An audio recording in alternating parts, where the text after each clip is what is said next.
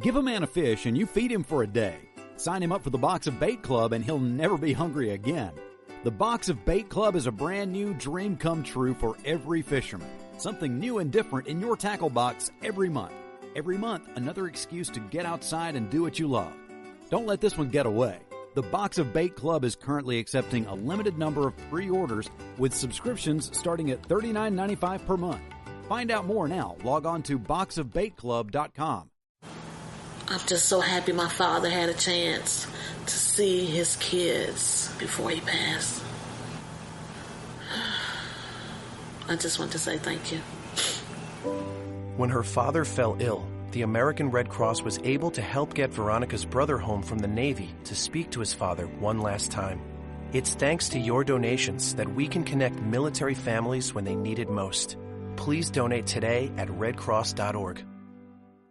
When our water heater broke down last month, it was a nightmare. It took 5 hours for the plumber to show up, and he charged us a couple of $100 just to come out. And then it cost another $1,800 to put in the new water heater. By the time it was all said and done, I felt like I'd been taken. But what else could I do? The smartest thing you can do is get a home warranty from American Residential Warranty. Their home warranties pay to repair or replace all your major appliances when they break, and they will break, and at the worst possible time. Call American Residential Warranty right now for free information on home warranties starting at just pennies a day. Don't wait for your refrigerator to stop running or your ceiling fans to stop turning. Call American Residential Warranty right now. Ask how you can save up to 50% on washer and dryer coverage. Just call 1-800-616-8010. That's 1-800-616-8010. Again, 1-800-616-8010. Call now. Are you tired of commuting to a job that makes someone else rich?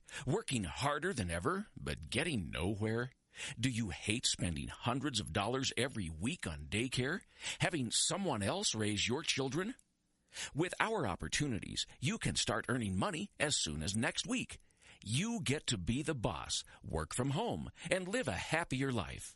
At Be the Boss Network, you'll find hundreds of work-from-home opportunities that you can literally start today and be earning money as soon as next week. Go to freedom133.com and start earning money as soon as next week. You get to be the boss. Get out of the rat race. Work from home. Go to freedom133.com right now and change your life today. That's freedom133.com. Go to freedom133.com and start earning money as soon as next week. You be the boss. Go to freedom133.com. Attention business owners. We know that owning a business means getting things done right now. So if your right now list includes a new building, call the Right Now Company. General Steel. We can design a building for your business quickly and save you thousands of dollars. That's right, thousands. You may think General Steel only builds large projects or that you can't afford General Steel quality. Well, check these prices. How about a 40 by 60 foot building for under $22,000? Or even a 50 by 100 for under $35,000? That's right, a 5,000 square foot building for under $35,000. And these buildings all have General Steel quality. Best of all, you can still order a building and have it delivered in time to build this year. How's that for right now? So if your right now list includes a new building, call the Right Now Company, General Steel. 800-393-5756. 800-393-5756. 800-393-5756. That's 800-393-5756. Tired of paying outrageous prices for Viagra? Well, we have great news for you. Now you can finally get Viagra at huge discounts. Healthy Man allows you to save up to $500 on Viagra. Why pay U.S. pharmacy prices of $15 per pill or more when you can get Viagra for less than $3 a pill? Call today and get 40 Viagra pills for only $99. This can cost as much as $600 at your local pharmacy. You can't afford not to call us. If you want Viagra at the lowest prices, never pay $15 a pill pharmacy prices again. Get Viagra for less than $3 a pill. Call 800-595-2614 today and save up to $500 and get 40 pills for just $99. Healthy Man is fast, easy, and affordable. Operators are waiting at 595-2614 to take your call now. Call 800-595-2614. That's 800-595-2614. Again, 800-595-2614. Boy, man, I had a rough night's sleep.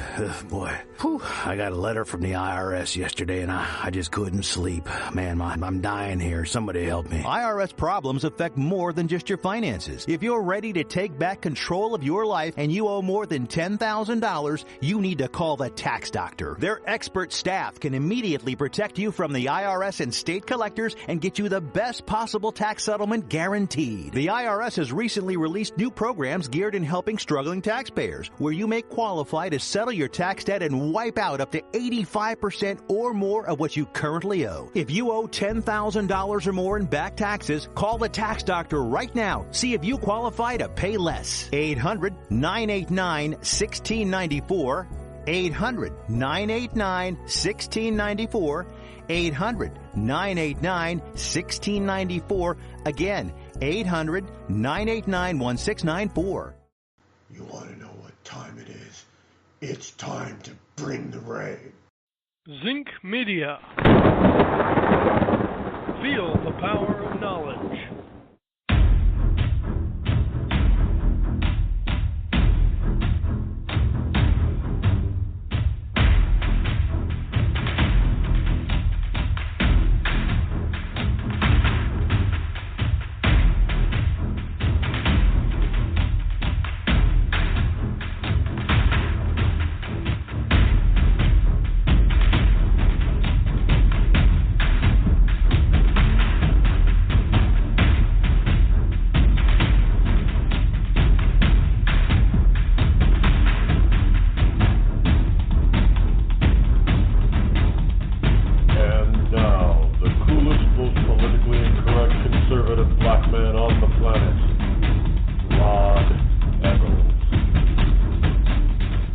Good morning, my fellow Americans and all of you wonderful ecclesiastites all across the globe. It is I, your lovable host, L. Rod, coming to you live from my bunkerized home studio somewhere within the great granite state of New Hampshire, where the state motto is still live free or die. It is not big government or bust. It is Monday, February the 8th in the year of our Lord 2016. The call-in number, of course, is 603-835-3224. 603-835-3224. Got a lot to cover today. I'm loaded to bear today. I mean, this is what we got going on today is just absolutely redonkulous. But, folks, let me start off by, look, there's this, I know some of you want to hear about what happened last Thursday night at the Hillsborough County Republican reception and dinner. Yeah, I met some really nice dignitaries, and I got to talk to a few of them. Carly Fiorina, Candy Carson, Dr. Benjamin Carson's lovely wife. You know what? She's very soft-spoken, just like Dr. Carson. But let me tell you something. That woman, she might be a little bit shy. She is also quite shy. She really is. I mean, you want to talk about somebody who probably is not, well, a lot of our greatest first ladies were actually quiet women. I mean, even Rosalind Carter was actually quiet. She was not a bad first lady. The first ladies that got us into trouble, frankly, were the ones that were boisterous and noisy and didn't know how to shut up. Well, FDR, Franklin Delano Roosevelt's wife? Yeah, Eleanor Roosevelt. What? She's probably one of the worst first ladies in our history. No, why do I say that? Because she wouldn't shut up. We elected her husband, not her. And she goes off and runs the United Nations, so we can see how much of a success that was. And then you have, Hillary Clinton. Come on, let's face it. You want to talk about probably the worst first lady. Now, I know some people out there, and I'm going to call you out. If any of you out there say that Michelle Obama is the worst first lady, I'm going to call you out with some racism there, because Hillary Clinton by far is a worse former first lady and first lady than Michelle Obama is or is going to be. Plain and simple. And if you want to go by the looks department, Michelle Obama is a beauty pageant winner compared to FDR's wife, Eleanor. I mean, let's and look, the reason why I'm bringing that up is because there is another community, and this is a play, and this is directed to all of you wonderful liberals out there. You know, can I just say this? I don't mind engaging people on political discourse, and I don't mind engaging people based on differences in that political discourse, i.e., you're a liberal and I'm a conservative. Let's have a discussion about it. Fine. But as soon as you lose the argument and you bring up the fact that you're disappointed in me because you're a white person and because I'm black, I should be ashamed to be a conservative, you freaking racist pig. And look, you get this most of all from leftists. You don't get this from rightists, if you will. You get it from leftists. Like, simply because of the color or the pigmentation of my skin, I should be a liberal Democrat? Since when? And of all places, you're going to engage me on Pinterest? You're a sad excuse for a human. Go ahead, engage me anywhere you want. I don't care, but I mean, you're going to stalk me on Pinterest. I mean, that's pretty bad, actually. And you're going to try engage me on one of my memes that I posted on Pinterest. And then accuse me of being a sellout to my race. When you're white and you're going to accuse me of being a sellout because I'm not a Democrat, are really?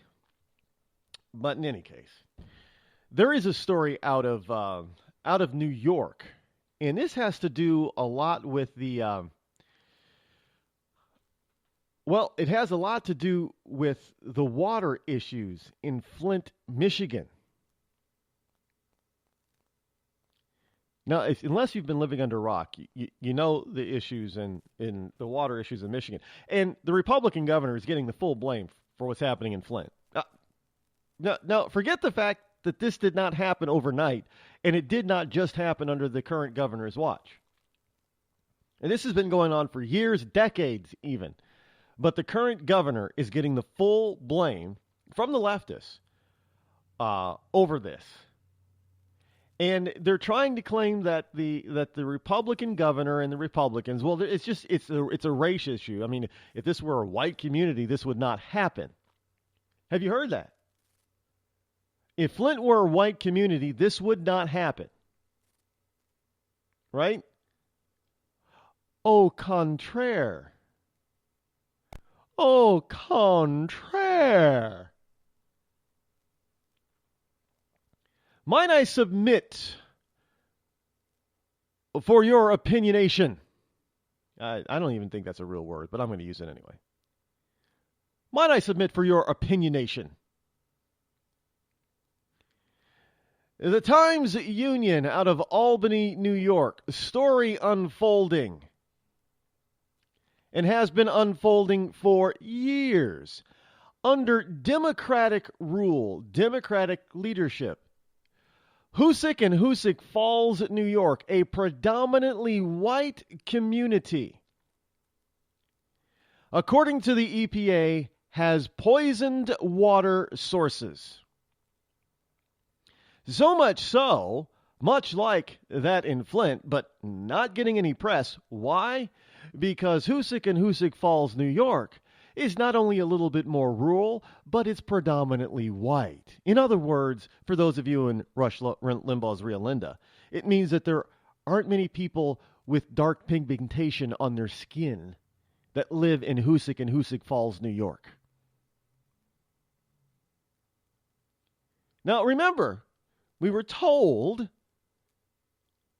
by a bunch of liberals over there in Flint, well, if this were a white community, this would not be happening. Behold, in another Democratic stronghold, There is poisoned and polluted water. And there is not a black or brown person to be seen. So what does that mean? If you don't have black or brown people living there, what is it? Who's living there? You got people living there. Well, who's there? You don't got black. You don't got brown. You don't got yellow. You don't got red. Is that derogatory to call Asians yellow man and Native Americans? I was listening to the radio. Did you know that it's now, I suppose if you're in Canada, it's politically incorrect to call Native Americans Native American. Now we're supposed to call people like Cherokee and Iroquois and Apache and all those American Indians. Now in Canada, at least, you're not supposed to call them Native Americans because somehow that does not significantly fit the Native American because it now all of a sudden includes people who are born here. Now, so we have to call them First Nations people. I was driving when I heard this. I just about crashed my car. First Nations people?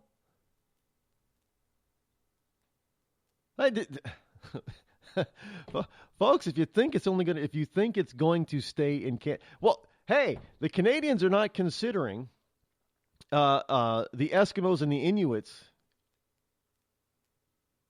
because as First Nation peoples. Because when you say Native American, this is their excuse. Well, it includes Inuits and Eskimos and those types of people. So if you're of Inuit or Eskimo descent, you're not, by Canadian standards, considered Native American.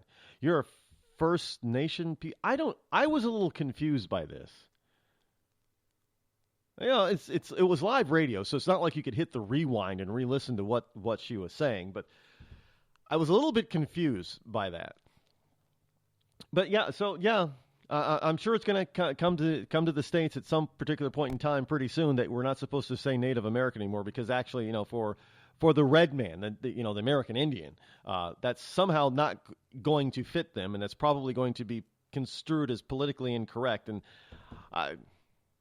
so we're gonna have to call. I don't know. I'm not Native American. I'm part First Nations people. That's going to be one of the dumbest things I've ever heard. But, hey, we'll go with it. So if you're not, there aren't any Native American First Nations peoples living in Hoosick or Hoosick Falls. So if you're absent all of those colorful toned people, what do you have left? Well, you have white people, right? Yeah. So they're being poisoned. Their drinking water has been poisoned, and they are being poisoned. So can somebody tell me how why is that not racist? I mean, you're causing white children to be deformed and possibly die, right? So why is that not racist? I'm just Hoosick Falls. They're saying don't drink the water. Isn't that what we used to say when we went to Mexico? Don't drink the water. Well, that term seems to be popping up more and more in the United States. Don't drink the water. And it seems to be popping up in more locales that are run by Democrats than Republicans. I'm just pointing out the obvious fact here, folks. Has nothing to do with skin color, but it has everything to do with supposed brain power and political leanings. Because remember, we're told over and over again that Republicans, they want to sell out the water and they want to, make money. Look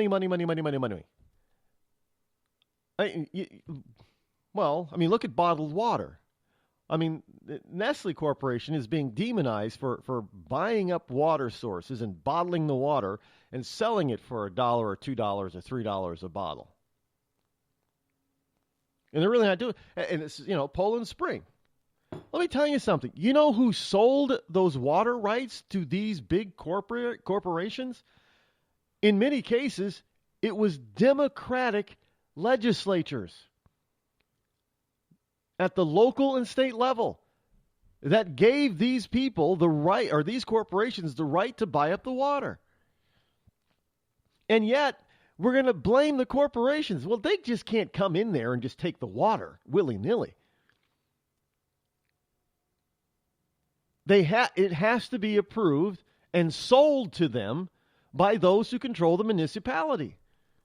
And in overwhelming number of cases all across this country, as I looked into it, it was Democrat city and town and county councils after Democrat city, town, and county councils again and again and again and again, selling off the water rights to corporations like Nestle to bottle the water and sell it off. Wasn't Republicans. Well, in some cases, yeah, Republican-controlled legislatures or committees did that. But in the vast majority of cases, it's been Democrats. I mean, you go out to California. California's in the middle of a water drought. And what are they doing? They're blaming Nestle for bottling up water that Nestle rightfully bought from a Democratic city council that approved the sale to allow them to buy the water and bottle it and sell it off. And now you got a bunch of liberals out there complaining that Nestle is taking the water. Well, they could not take the water if your stupid, idiotic, Democratic elected officials didn't sell it to them in the first place. Are you people are you lefties not listening?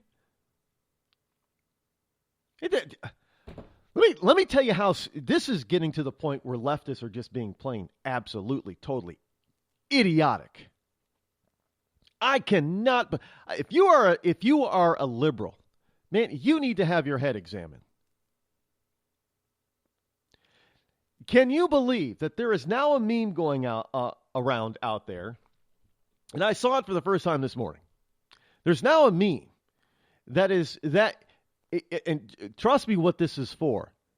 This is an effort to try to keep a lame attempt to keep Barack Obama in office. Don't doubt me, folks. It is a meme touting FDR as being cool and a democratic socialist. Yeah, Americans hated democratic socialism so much that they reelected a democratic socialist called FDR.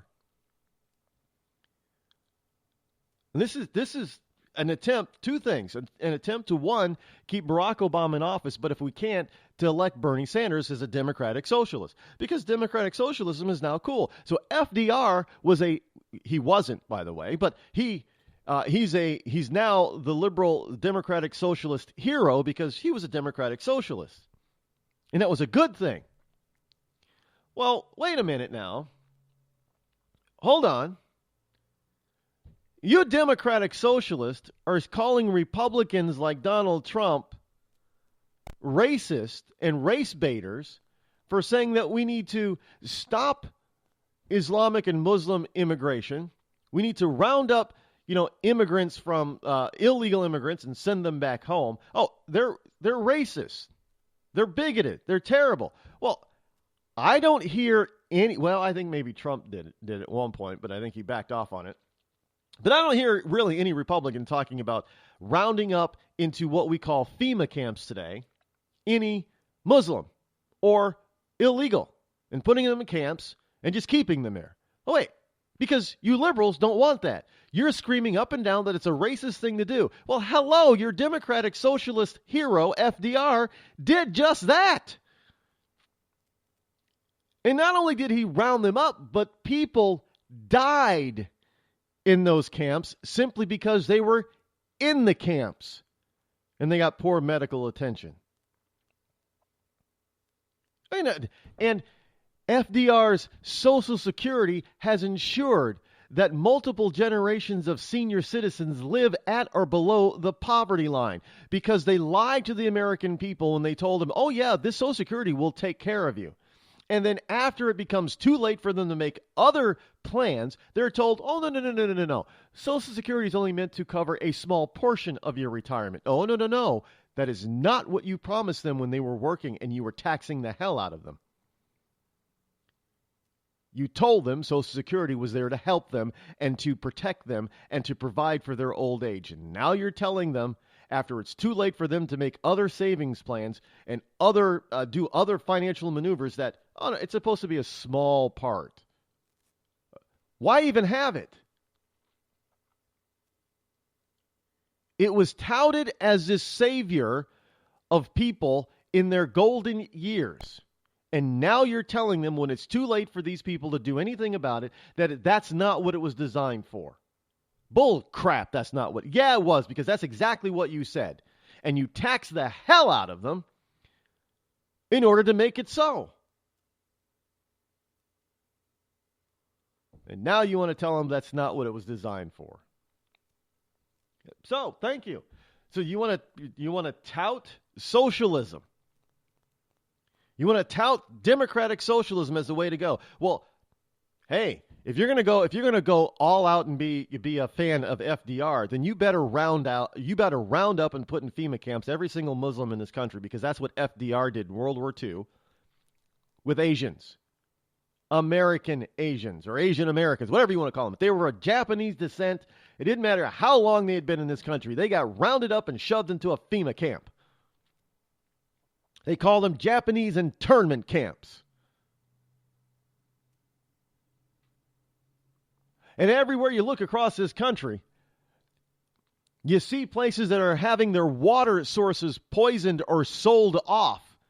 And those municipalities are being run by Democrats. Hello? And you're going to sit there and be a racist and tell me that simply because of the color of my skin, I'm supposed to be a Democrat? So in other words, I'm supposed to be stupid. I'm supposed to be an idiot.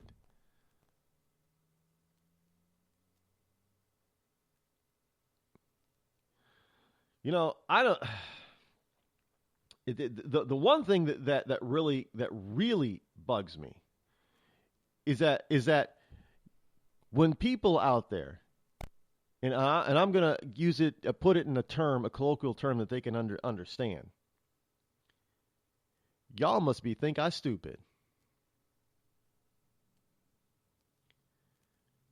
Because if I were to follow that wonderful mantra, that stupid mantra of the liberal left, I would be stupid. And I'm done being nice guy. If you're a liberal or a socialist in this country today, you are a freaking idiot.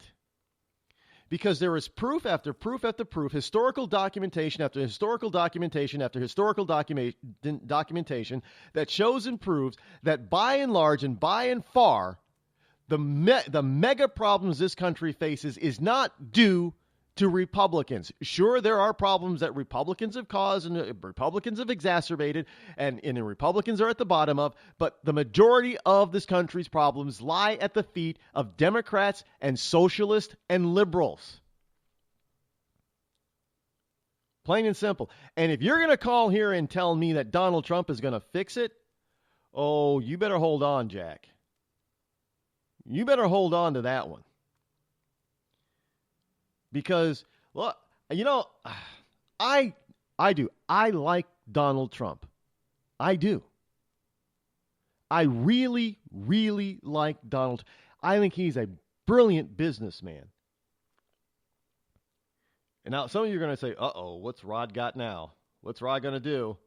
What's he talking about? And Donald, he's going to bash Donald. Well, yeah,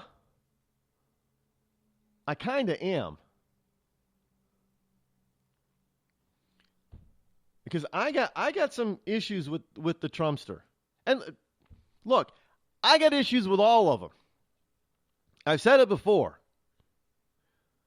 But now I'm listening to some of these people I've been listening to a lot of talk shows lately. I'm listening to some of these people talk about Trump, and then I'm listening to people counter them with, this is what Donald Trump actually said, and they're still blindly following Trump. I'm just wondering if liberals have infiltrated the conservative movement. I'm wondering. Your credit score is a joke, and you're too embarrassed to let anyone know your 3-digit score. Sucks to be you, but it doesn't have to. Delete all those unsightly derogatory items, collections, charge-offs, repossessions, judgments, tax liens, bankruptcies, and foreclosures. To turbo boost your credit scores, call 888-541-5571 or visit us at 700creditnow.com. You've heard the old adage, cash is king. But in some cases, credit can be just as powerful as cash.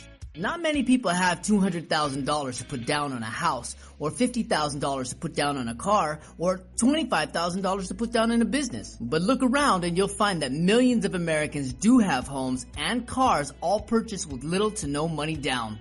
To turbo boost your credit scores, call 888-541-5571. Again, that's 888-541-5571 or visit us at www.700creditnow.com.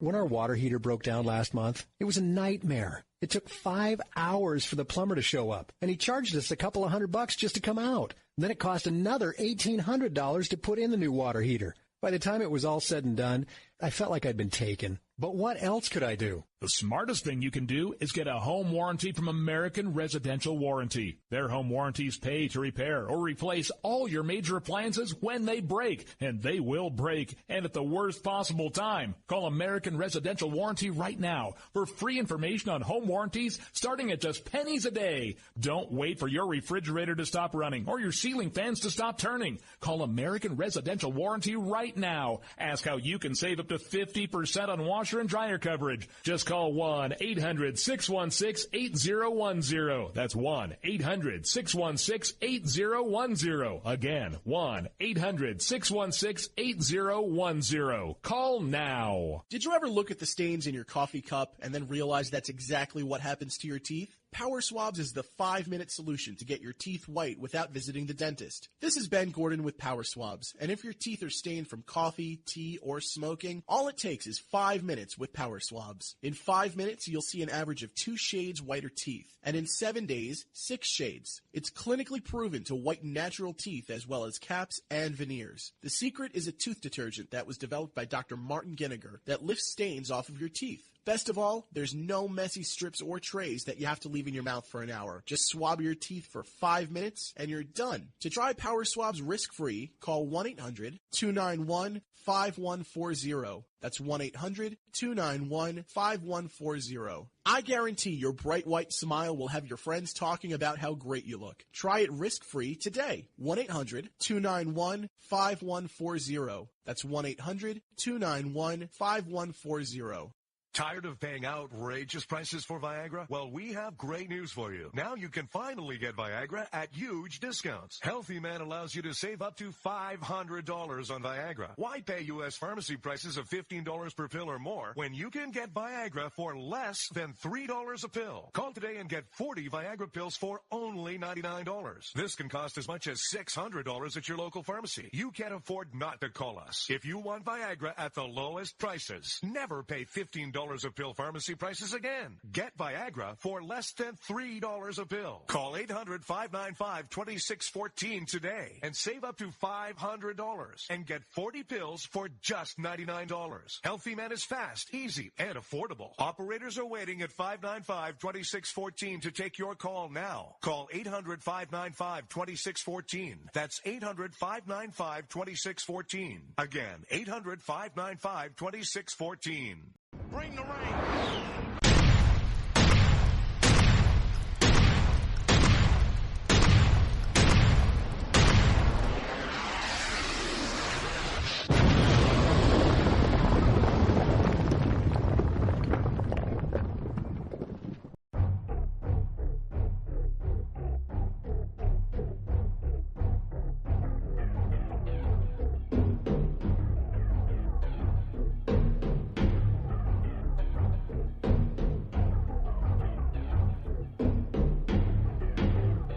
And welcome back. 603-835-3224 is the call-in number, should you wish to join me here live on the Rod Eccles Show.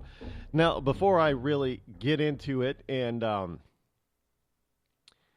start taking some of you supporters, not just Trump supporters. Don't think this is anti-Trump, because it is not. Start taking some of you Trump, some of you Cruz supporters to task. And the reason why I'm picking on these two mostly is simply because these two have the most rabid supporters out there. I don't see or hear the Rubio supporters being this brash and outlandish.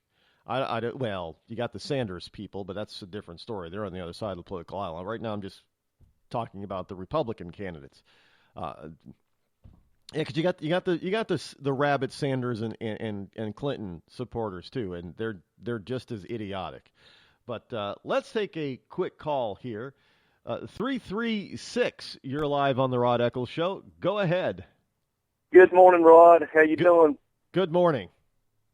I'm just, I'm that old Trump supporter that keeps coming back on here, and I just wanted your thoughts about the debate. I miss your soliloquy in the mornings a lot of times, but I like to catch up later. And I'm just thinking Trump won the debate just from the simple fact that everybody else made Trump look better by fighting his battle for him the other night. I think Christie stepped it up a notch and pretty much put the smackdown on Rubio with the over and over again comments by Rubio. I think he lost big time with that the other night, and I don't know what you think about it. Well, I'm not exactly sure what's going on within the Republicans right now, but they are hitting Rubio as being a part of the Gang of Eight, and mainly because Rubio is on, he's got momentum, he's on the rise, and they want to smack that and cut it off at the knees. They want to cut that momentum off at the knees. I get it, but at the same time, they're letting I'm going to be fair. They're letting Trump get away with this flip-flop too. Because Trump over and over, up until about 2 years ago, was all for amnesty. And he's on record as being for it. They're letting him get away with the flip-flop, but they're not letting Rubio. Now, I think that's a little disingenuous. Now, when you say that, how far do you go back with Trump? I'm going back 2 years. There are 2 years, and you can actually there are interviews of him on not only on print but on video saying that he believes that there needs to be something done about immigration, and amnesty and having a way for these people to become legal citizens is the way to go. That's up to 2 years ago during the Gang of Eight time. Trump was fully on board with. He was fully on board with it. But they're letting him go on that. If you look 2 years ago, I'm sorry, Rod, I don't mean to interrupt you. If you look back 2 years ago, when that was probably going on, at that time, I think it's been less than 2 years that we started seeing all of these people with their heads being cut off. Am I going back further than that, or is that true? No, I understand that. And to be fair, Rubio has, in a way, flipped on some of his old gang. He actually started going against the Gang of Eight. First he was for, kind of like the Secretary, what's his face, Lurch, doing the same thing. I voted, for it before I voted against it, or whatever that kind of crap was, double speak was. So Rubio's doing the same thing. But the problem is that Rubio was actually in Congress voting on it, so I get that part. But what I'm saying is that they're letting Trump do a Rubio without holding him accountable to that. Well, and they're just piling it on Rubio. Okay, check this out. Okay, it's different with Trump, and I'll tell you why it's different with Trump is because Trump hasn't been in the Senate making all these votes. If he would have been in the Senate, which I can't picture Trump being in the Senate, I think he's ready for something bigger than that. I think he's ready to be president. But if you look back at Rubio's record, he's really only kind of fallen in with the crowd when it was popular to vote that way. As a matter of fact, he's missed more votes than anybody else, as far as I can tell. And everybody says, well, Obama did the same thing. Obama missed all these votes. Well, look what Obama has given us. I think Rubio's too young. He looked very, very immature with that response the other night. And I think people have the option to make up their mind and to choose different. But Trump is not Latino, and Rubio is Latino. Cruz is Latino, and I'm not saying it's a bad thing to be a Latino person. But if you're Latino and your family members are Latino, why should you want to stop your cousins, your uncles, your aunts from coming over here and getting a citizenship to be with their family? Okay, I understand that. With Trump, it's different. Trump has no agenda to bring more illegals over here, but to do things the fair way, Trump hasn't been in the Senate arguing these points back and forth. So he was a little bit, I'd say a little bit left out on the details of what kind of immigration plans were involved. If you go back and look at some of those reports and look at who he was being interviewed, look and see if they asked him details or if he asked them details. If he didn't, then he still needed to be brought into the fold as far as what America needs. And by seeing these folks being killed over in Paris, in California, all over the world, I think that's enough to change anybody's mind on amnesty. And, flip-flopping is one thing. I agree on that. But my point is not that these two men cannot change their position because they have new information. Because I'm all about that. If you stay steadfast on what you believe in based on the information you currently have. And when you get new information, it is only logical to be able to reassess and probably come up with a different conclusion. So these two men probably got new information like you're talking about, beheadings and all that kind of stuff, and they said, whoa, wait a minute. All right, this changes the whole thing. Now, we can't have this anymore. Maybe at one point it was a little bit safe to do this, but the world has changed and it's not safe to do that. So they both flipped on it. I get it. I'm not saying that one flip is bad and the other one's good. I'm just saying that they're not holding Trump to the same scrutiny as they are Rubio. And I understand what you're saying, that Rubio was in the Senate and Trump wasn't. But we're talking about both of these men are running for president. And they both said nearly exactly the same thing at the same time. But now one is being held accountable to it and the other one isn't. And I can tell you why that's happening right now. Because from the debate before this, and Trump didn't show up for that, did the thing for the veterans. Yes. Okay, Rubio supposedly came out of that thing. All I heard from the media, I'm not talking about you, was, oh, this guy's so special. He's really surging now. And I tell you what, Rod, I have heard the word surging so many times. I throw up in my mouth just listening to it now. I mean, it's getting to the point now where it's just stupid. Everybody surges, okay? Well, when Trump first started on this campaign, nobody gave him a damn chance in hell. Nobody said he could do anything. He's a flip-flopper. He's half Democrat, whatever. He's going to vote for the Democrats. He gave money to Hillary, blah, blah, blah. Well, if more people in this world went to both sides of the issues and spoke to the candidates like they should be done, instead of getting on mainstream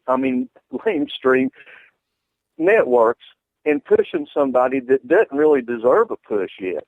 Why did Rubio deserve a push or a surge? What did he do? Did he say 4 lines that he repeats all the time? The last debate? Has anybody went back and looked at what he talked about during the last debate? I think that's something everybody needs to do, but he is very immature acting to me to become a president. This is why I don't really like polls. I don't really believe in polls. Polls are often wrong. And polls often try to, when they realize they're wrong, then they try to justify and try to change so that they become more accurate with what's going on. Like here in New Hampshire right now, I mean, all we heard for about a week was that Kasich was a strong number 2 right behind Trump. Well, people started questioning that because they didn't see Kasich support in this state. And all of a sudden, the pollsters, they got their excuse in Rubio to be able to push Kasich support down a notch or 2. And now we're told that there's a 4-way tie for second place. And of course, who's in that 4-way tie? Well, Kasich. It doesn't make any sense. I do not. No. When it comes to voting day, maybe I'm wrong, but at this particular point, I do not see New Hampshireites en masse supporting Kasich in numbers that should justify him being in second place. I just don't see it. I don't hear it locally. I don't see it locally. And look, I'm in all over in the more populated places of this state, and I got to tell you, if you're on the southern end of the state, that is where more of your liberal and moderates are, because the farther north you go, the more conservative they tend to be. They're not going to be for Kasich because Kasich is not considered a conservative, and indeed not, because Kasich is all for Obamacare. By the way, your guy Trump. Now, I thought this was kind of sneaky, but it was kind of good over the weekend, listening to all these different talk shows. And some of them I've never heard before, but they're all nationally syndicated, and they're on anywhere from 20 to 100 stations. So they're not little. They have an audience. And one of them was actually talking about stuff that Trump was saying without letting the callers know that it was actually Trump. And it was kind of interesting to hear, because he would ask, well, who they support. And, if they said Trump, then he would do this gotcha stuff. Well, since you're a Trump supporter, what do you think about this statement from this political person? And he would go down the line and say something, and it was rather liberal, especially on universal health care. And every single time those people said, well, that's terrible. That is awful. And then he'd go and play the button. He'd push the button and play Trump's own words. And then he would ask them what they thought. So I'm going to do the same to you. Trump is for, at least in a limited capacity, government-paid universal health care. Now, not a single true conservative I know is for that. But Kasich is for it, and Trump seems to be for it. How do you justify Trump being a conservative if he's for universal health care? And he's on the record for supporting Obamacare. I don't think the same concept of universal health care is in Trump's brain when you compare it to Obamacare. I think what Trump is speaking of is Trump is speaking of, like he said in the debate. And if you'll remember, I said something about this a couple of weeks ago. I will not walk down my driveway or drive up my neighborhood if I know one of my neighbors is on the verge of dying and they can't afford their insurance and they have lost their job. I'm just giving you a scenario. They've lost their job. They have 2 kids. They have really, really, really bad stage 4 cancer. Now, what do we do, Rod? Let me ask you this.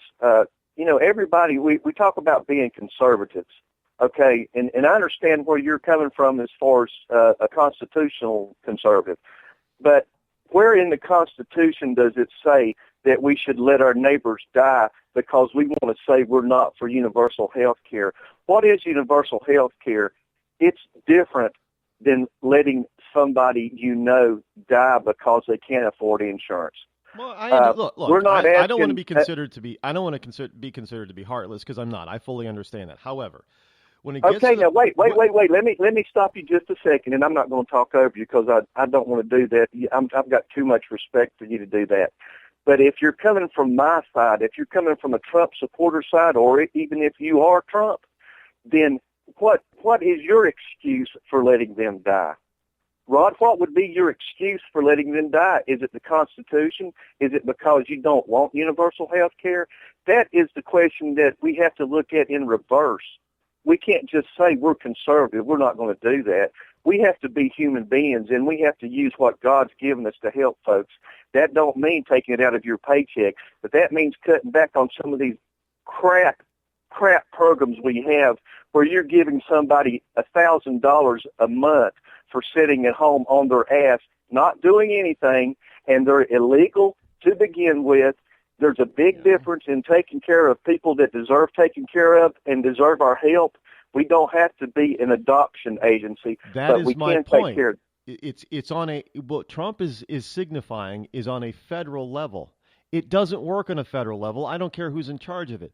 What has always worked better is when you've got it as local as possible. Now, I'm all for states doing whatever they can to help their own citizens within their states. And obviously, if you want to live in a state that is more liberal, then you have the option of moving to that state. And if you want to live in a state that is more conservative, you should have the option of being able to move to that conservative state. And it should be more of a local level. Now, being a constitutionalist, I think I'm right on the money saying that is within the purvey of the states' rights and the power to the people, because they have things called charity, which is imperfect, I agree. But charity has always been there to try to help people who are down and out. And what has happened is that the federal government, has sort of booted charity out of the picture in this kind of stuff. Now it's at a point where and I have not heard Trump address this specific question because I don't think it's been asked, but I would like to ask it. Do you believe, Mr. Trump, that every single American in this country should be ordered by force of law to have health insurance? Okay, I'm Mr. Trump right now. I'm soon to be President Trump. I do not believe every person in this country deserves health care. And I tell you why I don't. We have 11 million illegal immigrants in this country. And I want to repeat this again on the but citizens. Today. Okay, so the illegals, they're not actually covered under Obamacare law to be mandated to have health insurance. But as a citizen or a green card holder, you're mandated under federal law to basically have health insurance. Whether or not you think you can or cannot afford it, you are to have it under penalty of law. So, do you believe that should be the standard for American citizens and legal immigrants, that if they're going to come here to work and you're a citizen, that you have to, by government fiat, you have to have health insurance? No, I don't believe that. And I'll tell you why I don't believe that. And I'm Mr. Trump speaking again. Thank God I can be on here and talk about this. I do see illegals going into the hospitals. I've seen it a bunch. I have elderly people in my family, and I've seen it a bunch. They go in with 6 or 7 people in the family, and all the kids get taken care of. All their medical bills are paid for. They're not under a government program. They're not responsible for paying their bills. It's just as simple as that. They're getting a free ride right now. That's why a Tylenol costs you $120 in the hospital instead of. That's you only exactly get, right. You only get 1 or 2 tablets for that price instead of at least the whole bottle. Yeah, I understand, and that's true. In any hospital, there are laws and mandates that hospitals, even private hospitals, they must treat everybody at least to a standard where they are stable and can be transported to another healthcare facility, if that's the case. So, and all that comes out of the pocket of everybody who's paying their bills or who has insurance paying their bills. I understand that. There needs to be something done about the uninsured. I agree. There needs to be a way for them to be able to be taken care of. However, at the same time, we also have to understand that medicine, and I don't know where we got off into thinking that medicine is not like this, but medicine is a business. It's an industry. It takes a lot of money to do all of that research that now saves people's lives. Are those people who do that not supposed to be compensated? Because if you're a liberal, basically that's what you're saying. Now, I'm not saying that the Trump supporters believe that, because they don't. No. But I am saying that we have this notion, we have this argument where it's shifted that all of a sudden health care is now a right. And frankly, I think when Trump said something about universal health care, although in a limited fashion, he was teetering on that health care being a right thing. I don't believe health care is a right, because now you're taking something from somebody else. Yeah, that's where I want to speak up for Trump this morning, Rod. I don't think that's what he's really talking about. I think he's talking about the folks that are in this country legally and are hardworking citizens or have lost their job. I think what he's basically saying is we don't want to let folks die. We don't want to let our veterans that are living, a lot of them living in the streets, we don't want to neglect these folks and let them die. I mean, it's just as simple as that. And if you didn't hear his last comments on the debate, were you able to catch the whole debate the other night? On Saturday's debate, I did not watch it, and it's shame on me. Okay. I know, but I can't. Shame watch on you, everything. right? Shame on you, right? We need to be fully informed on these things, because what he spoke about on the debate the other night, and I was very proud of him because I want to get this out this morning in New Hampshire in particular. He spoke about doing insurance across state lines. And I've always been an advocate of that. I have always been an advocate of that. Okay, so we've got you on board now to vote for Trump. I'm so glad that we've got this out of the way. But he was talking about state lines, and he's talking about a business model for health insurance, Rod. And that's what we need in the White House. We need somebody to take a business model, figure out the best way we can help folks that really need the help, but not pay everybody's way. There's a difference. Okay, I give to charities around where I live. I can't give $10,000 to one charity and be fair to other charities that need it that much more. But that's my decision as a human being to who I choose to help. And that's the way it should be from state to state. We need to decide, each state needs to decide how much of our, how much is charity and how much is a free ride. And I think that's where the battle should be. Who deserves the help? Who is not a citizen and doesn't deserve the help but needs to be out of this country? And we need to take care of our neighbors in a kind way, but yet not a way that they feel like, okay, they're supporting me. They're supporting me financially. Excuse me. I don't know anyone personally that would like to just sit back and let all of their neighbors just take care of them the rest of their lives. We can't even do our parents like that sometimes. Sometimes our parents have to be cared for by other people because we actually need to work to pay the people that are taking care of them. And I think that's what we need in this country as far as our insurance, and I think that's what Trump has in mind. Let's have a good business model where we can help folks, but yet not let folks take a free ride. I digress, Rod. No, I'm all for that. I have always been for opening up, health insurance, something that the most personal thing of your entire being, your health, is restricted. You can buy any type of other types of insurance across state lines, and even in many cases, you can buy it from a foreign company that is headquartered in a foreign country, doesn't even have an office here. You can still buy insurance. But when it comes to health insurance, you're locked into your state. I never understood that part. And yeah, I would like to see that model opened up, and not in the form of government-sponsored universal health care. We need better business models within the healthcare industry and how people actually receive and get their health care paid for. I agree. My problem is that when red flags start going up, when I start hearing anybody, I don't care who it is, when I start hearing anybody offering a government, especially a federal government solution to such a personal problem. Well, I think basically what Trump has been talking about is a business model and not a charity. I think he's talking about a business model, and like I said, you can't lay all the blueprint out sometimes when you're running for office, because if you do, people are going to either pick up on it and steal it from you, or they're going to twist and turn it into a way that makes you look like what you were talking about this morning, to make you look like you want the same thing Obama does, and that's totally wrong as far as I'm concerned, coming from a Trump supporter point of view. I think he wants. You look at the people in New Hampshire. Excuse me, I'm going to have to go to the doctor. It looks like. You look at the people in New Hampshire and the New England area. All the way, Boston, New Jersey, all up in the larger urban cities and everything. Well, even out in the suburbs now, heroin is out of control.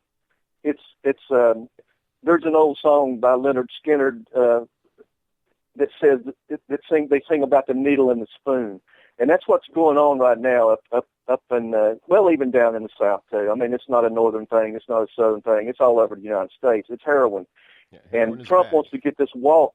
Trump wants to get this wall up, and put a stop to a lot of this heavy influx of heroin that's going on right now. You know what? That is a totally different discussion on the heroin issue, but you're absolutely right. Unfortunately, my friend, I am up against a hard break here at the top of the hour, and I have to be a little bit more professional now that we're starting to go national syndication.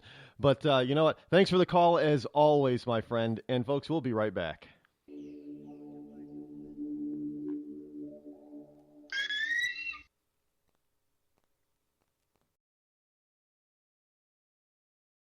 Give a man a fish and you feed him for a day. Sign him up for the Box of Bait Club and he'll never be hungry again. The Box of Bait Club is a brand new dream come true for every fisherman. Something new and different in your tackle box every month. Every month, another excuse to get outside and do what you love. Don't let this one get away. The Box of Bait Club is currently accepting a limited number of pre-orders with subscriptions starting at $39.95 per month. Find out more now. Log on to boxofbaitclub.com. I'm just so happy my father had a chance to see his kids before he passed. I just want to say thank you. When her father fell ill, the American Red Cross was able to help get Veronica's brother home from the Navy to speak to his father one last time. It's thanks to your donations that we can connect military families when they need it most. Please donate today at redcross.org.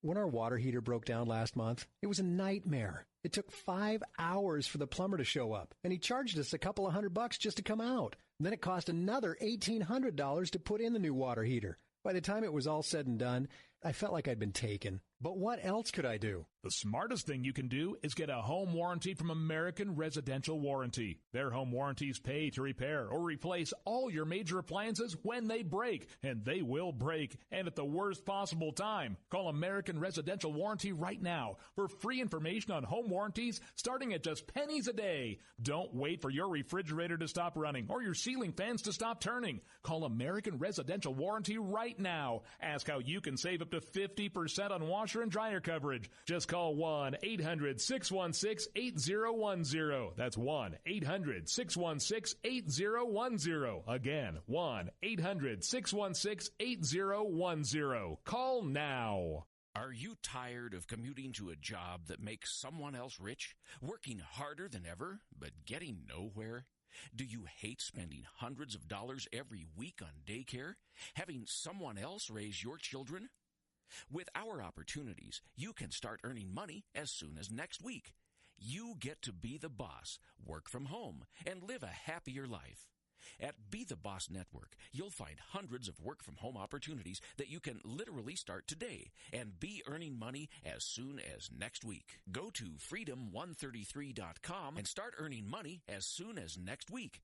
You get to be the boss. Get out of the rat race. Work from home. Go to freedom133.com right now and change your life today. That's freedom133.com. Go to freedom133.com and start earning money as soon as next week. You be the boss. Go to freedom133.com. Attention business owners. We know that owning a business means getting things done right now. So if your right now list includes a new building, call the Right Now Company. General Steel. We can design a building for your business quickly and save you thousands of dollars. That's right, thousands. You may think General Steel only builds large projects or that you can't afford General Steel quality. Well, check these prices. How about a 40 by 60 foot building for under $22,000? Or even a 50 by 100 for under $35,000? That's right, a 5,000 square foot building for under $35,000. And these buildings all have General Steel quality. Best of all, you can still order a building and have it delivered in time to build this year. How's that for right now? So if your right now list includes a new building, call the Right Now Company, General Steel. 800-393-5756. 800-393-5756. 800-393-5756. That's 800-393-5756. Tired of paying outrageous prices for Viagra? Well, we have great news for you. Now you can finally get Viagra at huge discounts. Healthy Man allows you to save up to $500 on Viagra. Why pay U.S. pharmacy prices of $15 per pill or more when you can get Viagra for less than $3 a pill? Call today and get 40 Viagra pills for only $99. This can cost as much as $600 at your local pharmacy. You can't afford not to call us. If you want Viagra at the lowest prices, never pay $15 a pill pharmacy prices again. Get Viagra for less than $3 a pill. Call 800-595-2614 today and save up to $500 and get 40 pills for just $99. Healthy Man is fast, easy, and affordable. Operators are waiting at 595-2614 to take your call now. Call 800-595-2614. That's 800-595-2614. Again, 800-595-2614. Boy, man, I had a rough night's sleep. Boy, I got a letter from the IRS yesterday, and I just couldn't sleep. Man, I'm dying here. Somebody help me. IRS problems affect more than just your finances. If you're ready to take back control of your life and you owe more than $10,000, you need to call the tax doctor. Their expert staff can immediately protect you from the IRS and state collectors and get you the best possible tax settlement guaranteed. The IRS has recently released new programs geared in helping struggling taxpayers, where you may qualify to settle your tax debt and wipe out up to 85% or more of what you currently owe. If you owe $10,000 or more in back taxes, call the tax doctor right now. See if you qualify to pay less. 800-989-1694. 800-989-1694. 800-989-1694. Again, 800-989-1694. You want to know what time it is? It's time to bring the rain. Zinc Media. Feel the power of knowledge.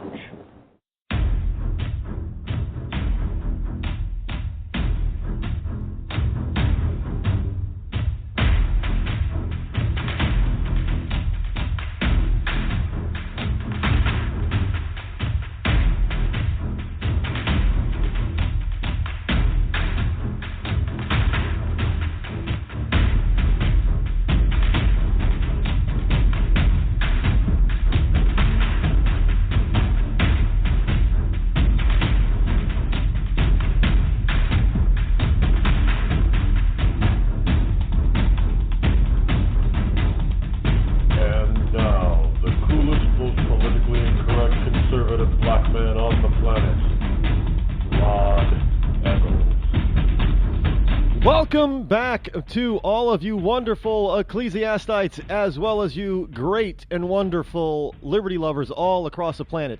It is I, your lovable host, L. Rod, coming to you live from my bunkerized home studio somewhere within the great granite state of New Hampshire, where the state motto is still, live free or die. It is not big government or bust. And yes, I did check again today. And no, it has not changed. The call-in number is 603-835-3224. And, you know, I've often said that I wish other, so not just rabid, but just basic, I wish other supporters would call. You know what the problem is I think that a lot of people do not call in with talking about the support for their candidate of choice because, frankly, they're kind of afraid of me. Look, I don't want people to be afraid, but understand, yeah, I am going to hold you accountable to your choice. Now there are some Trump supporters who have called. I think I did have a Cruz supporter a few weeks ago call in, and I took them to task on some of the Cruz points. And you know, this is what I do with Trump. And I know I get some people that are saying, well, geez, you're just an anti-Trumpster. No, I'm not an anti-Trumpster at all. I'm not an well, I guess you could say at this particular juncture, I'm an anti-Bush. I'm an anti-liberal Republican. Not just an anti-moderate, but an anti-liberal Republican. And you know, and maybe it's wrong for me to say this about a few of the candidates like Kasich and Christie and Bush, which is interesting enough. You know, they're all three governors. Current or former governors. and it really kind of bugs me that they would take hold of the liberal mantra on some very important issues, which is why I want to look. I just took Trump to task on some of his liberal stances, and somebody who's a Trump supporter who understands the Donald was able to enlighten me on furthering some of the issues. And that's a good thing. Look, you should not be afraid to ask hard, tough questions. I'm not afraid to do that.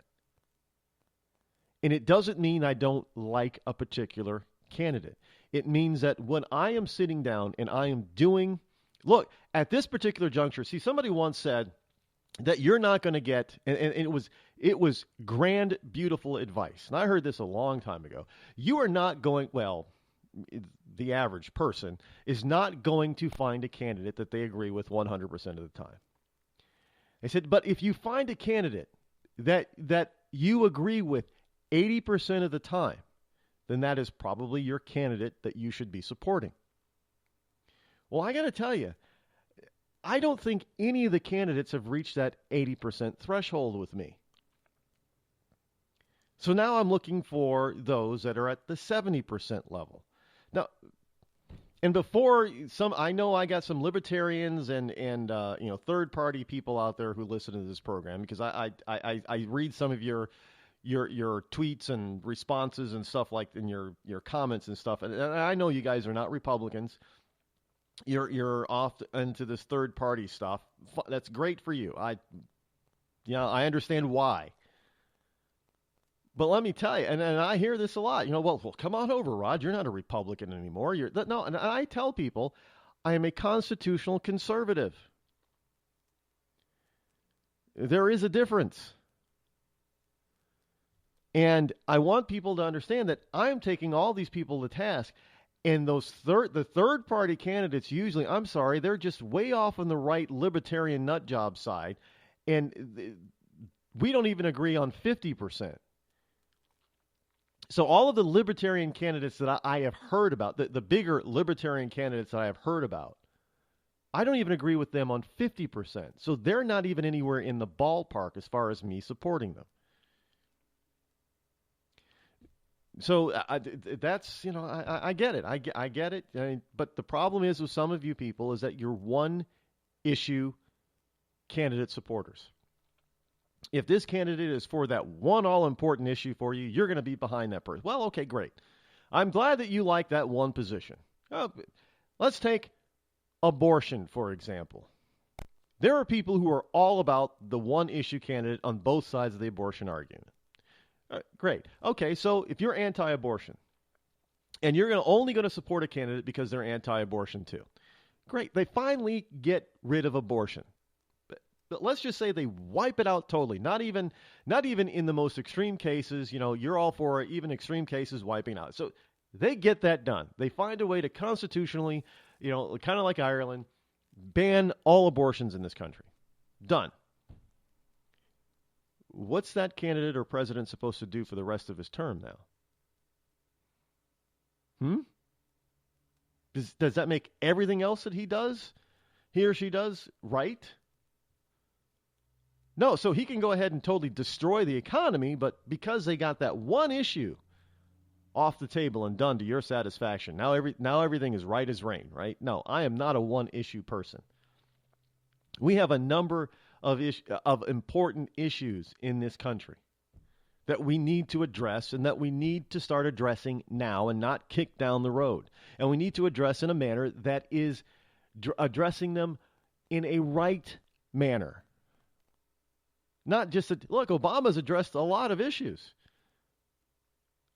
but he's made most of them worse, not better. So not only do you have to address the issue, but you've got to do it in a way that is right. Even when it doesn't seem like it's a good thing because you're on this compassionate wagon. I mean, that's how we got Obamacare, because everybody was so my neighbor, man, I'm doing okay, but my neighbor is. This is the problem with that type of stuff, because especially in today's society where people do not know their neighbor. They don't know them at all. Now, look, I've tried to get to know some of my neighbors, and I know one of my neighbors is an avid Bernie Sanders fan. Now, we don't talk about Bernie Sanders. We don't talk about politics, as I know where she stands. She's a public school teacher, and for whatever reason, she's an older person too. She's a baby boomer, and she's a Bernie Sanders fan. I'm not going to change her mind. I am not going to change her mind. So I'm not going to even approach that with her. But I have another neighbor, lives 2 houses down. I know recently that she's gone through a very messy separation and looks like divorce. And I've noticed that the house has been sitting empty for a little while. It looks like she's moving out, possibly because of the divorce decree. And I have been unable to talk to her about it.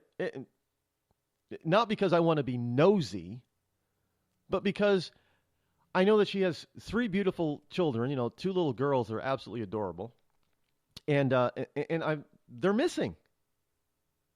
You pay attention to your neighbor. So, but I do not know her situation. I don't know how she's holding up financially. I don't know any of that stuff because I've been unable to talk to her because she's hardly ever there. But now she's not there because it looks like she's moving.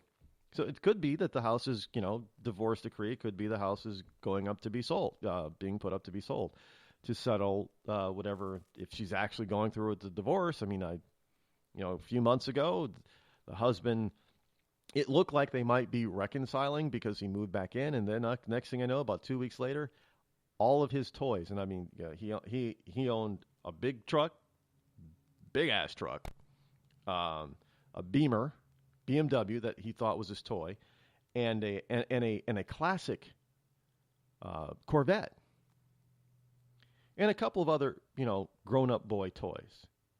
Well, about 2 weeks after he moved in, all of his big boy toys were gone, out of the driveway and out of the garage. They were gone. Well, to me that says, well, I guess they weren't going to be able to fix it. And now, as it progresses, and from what I got from the Bernie Sanders neighbor who did happen to speak to her, it was going to be a divorce thing. They were going to go through with it, which would explain why husband moved all his big boy toys out of the yard. It's sad, but true. But most people don't even know that much about their neighbors. And so when you say, and this is what a large number of Americans say, well, I'm doing okay, but I don't think my neighbor is. That is because you know absolutely nothing about your neighbor. And you're only speculating. And you're speculating because you're paying attention to the lamestream media that is telling you, oh, well, people aren't doing so well. But you look at yourself and you say, well, I'm doing okay, so that must mean that my neighbor's not doing okay. And instead of you going, at least trying to pay attention and trying to strike up a conversation and get to understand what your neighbors are going through, you just sit in your house, you lock your door, and you continue to speculate. And then you feel really, really, really bad about not caring enough. So now you believe that the only way that you're going to show that you are a caring individual is by giving them a bunch of government stuff. Well, while you're doing that, you're raping your own wallet, and you're losing your freedom at the same time. You're actually handing it over to the government.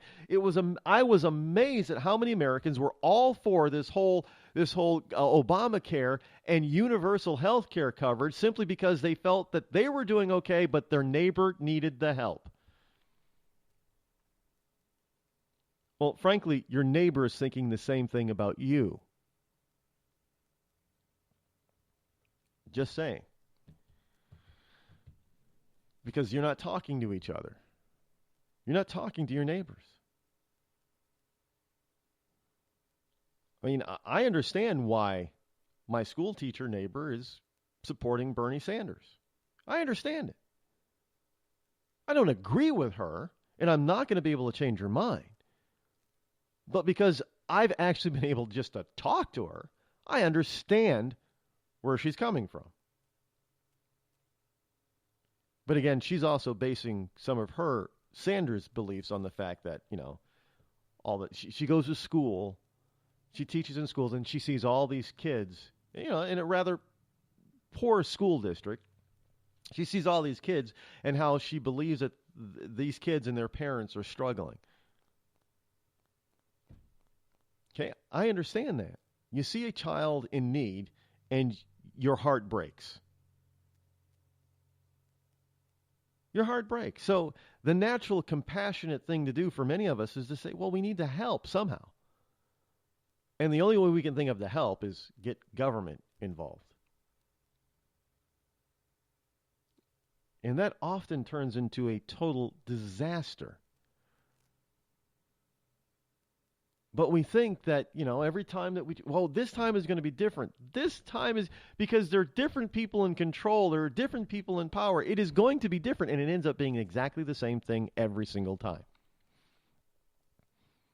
And then we keep moving on into the future, and the future becomes a present, and we forget about the past, or we put this we romanticize certain parts of the past. Hey, FDR was a democratic socialist, man. He was great. Oh, really? Do you believe in internment camps? Well, no, we don't believe in internment camps. In fact, you want to put Muslims in internment camps. You're a racist. Really? Well, that's what FDR did. I've had people tell me that FDR didn't do that. I've actually had people tell me that FDR didn't do that. And I've actually had people tell me, well, FDR wanted to protect them. Okay, so we want to protect the Muslims too. We want to put them all together in FEMA camps because we want to protect them. Well, no, you're a racist. Well, that's what you just said that he did, that FDR did. Japanese Americans, he had to protect them. Well, Rod, we were at war. We're at war now. Just because we have not declared traditional war upon them does not mean that we're not at war. This is the whole other thing that really gets me with liberals. Well, maybe you're not at war with them. Maybe you don't want to hate them, but let me tell you something. They hate you, and they're at war with you. They're killing you. And if you miss that point, Bernardino, California, San Bernardino, look, do you think those people at that guy's office said, oh, we're at war with... No, most of them probably said, we're not at war with anybody. But guess what? Him and his wife were at war with America. And they went in and shot 14 people and then tried to blow them up. What part of they hate you, they hate us, do you not get? And if you want to go this route, well, it's because we did this. No, that is a bunch of liberal mumbo-jumbo BS. Because we've already shown, historically speaking, that these people have been at war with the West for centuries. Thomas Jefferson understood that. Thomas Jefferson obviously was before what? Before they figured out that the Middle East had this whole huge cache of oil. There was no such thing as oil in Thomas Jefferson's day. Nobody knew what to do with it. It was this waste product that came out of the ground sometimes. Nobody knew it back then because there was no way for us to harness it. That's the other thing with all you people about energy. Oh, we only have a limited amount. No, we don't have a limit. We have an unlimited amount of energy. It's just there is stuff right now that we do not consider to be energy, raw energy, because we don't know how to harness it. Oil has been bubbling up from the seabed and from, and bubbling up on the ground forever. Basically, the La Brea tar pits is not really nothing but a form of oil. But we didn't know how to use it until the Industrial Revolution. We didn't know how to harness it. So there's a lot of stuff around us that we just don't know how to harness yet. But we're learning to figure that kind of stuff out. We have an unlimited energy supply on this planet. We just have to figure out how to utilize it, how to harness it. Look, we're still trying to figure out how to efficiently harness the sun's power. The solar panels, they haven't even reached 50% efficiency yet. Because we haven't figured out how nature does it. We like to think we do, but we still have no clue. The sun has been powering this planet ever since the universe came into being, but we can't harness that kind of power. Why? Because we haven't figured out how to use it yet.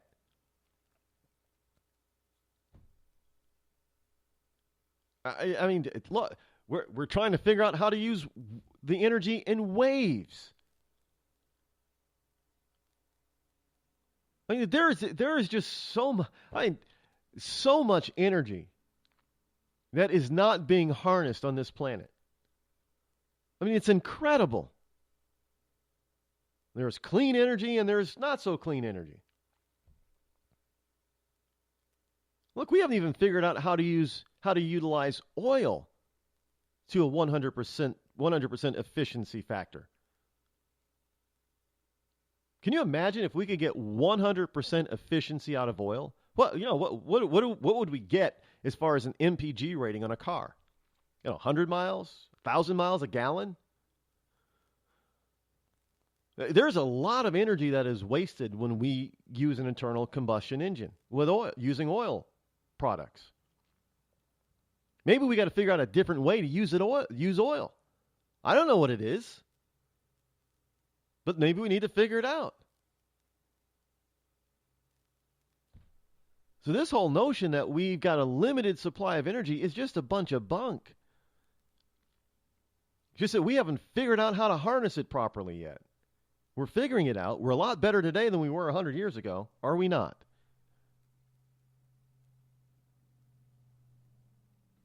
I mean, the whole notion that we're going to run out of oil. Well, that was based on, cars getting an average of 18 miles to the gallon.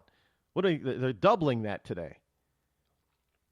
Well, already, if you double your efficiency, you've just doubled the amount of time or amount of oil that you have left, right? Because you're only using half as much to do the same amount of work.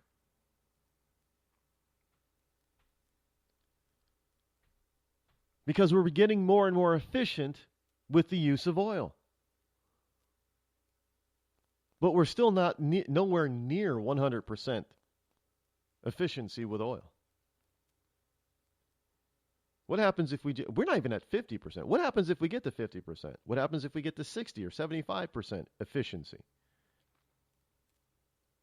What does that do for, I don't know, maybe we've reached the limits of the current internal combustion engine as we know it.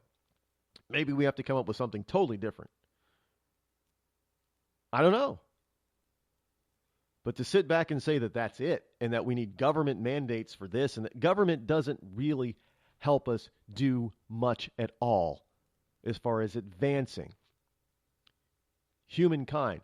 And a lot of times when the government does come up with an advancement, it's an advancement in the art of war that then later on is turned into something that the public can use.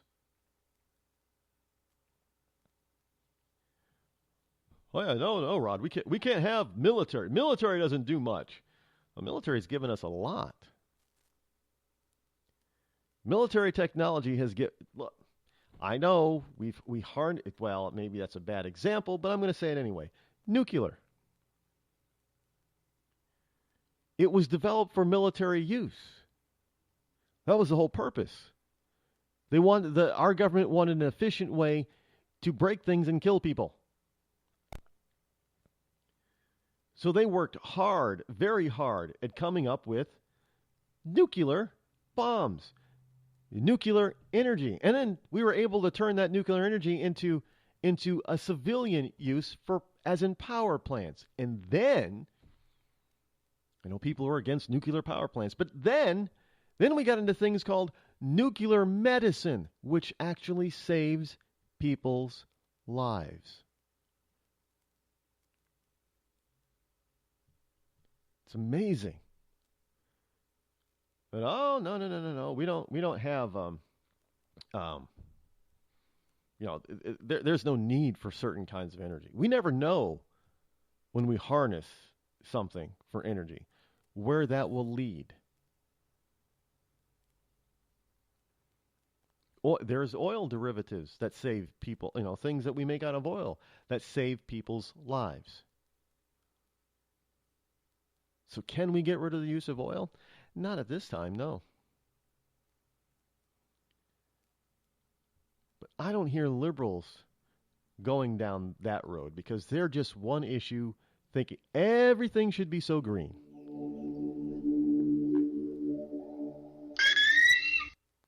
Your credit score is a joke, and you're too embarrassed to let anyone know your 3-digit score. Sucks to be you, but it doesn't have to. Delete all those unsightly derogatory items, collections, charge-offs, repossessions, judgments, tax liens, bankruptcies, and foreclosures. To turbo boost your credit scores, call 888-541-5571 or visit us at 700creditnow.com. You've heard the old adage, cash is king. But in some cases, credit can be just as powerful as cash.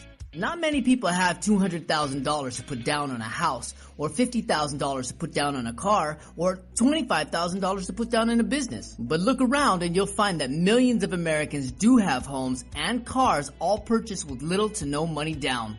To turbo boost your credit scores, call 888-541-5571. Again, that's 888-541-5571 or visit us at www.700creditnow.com.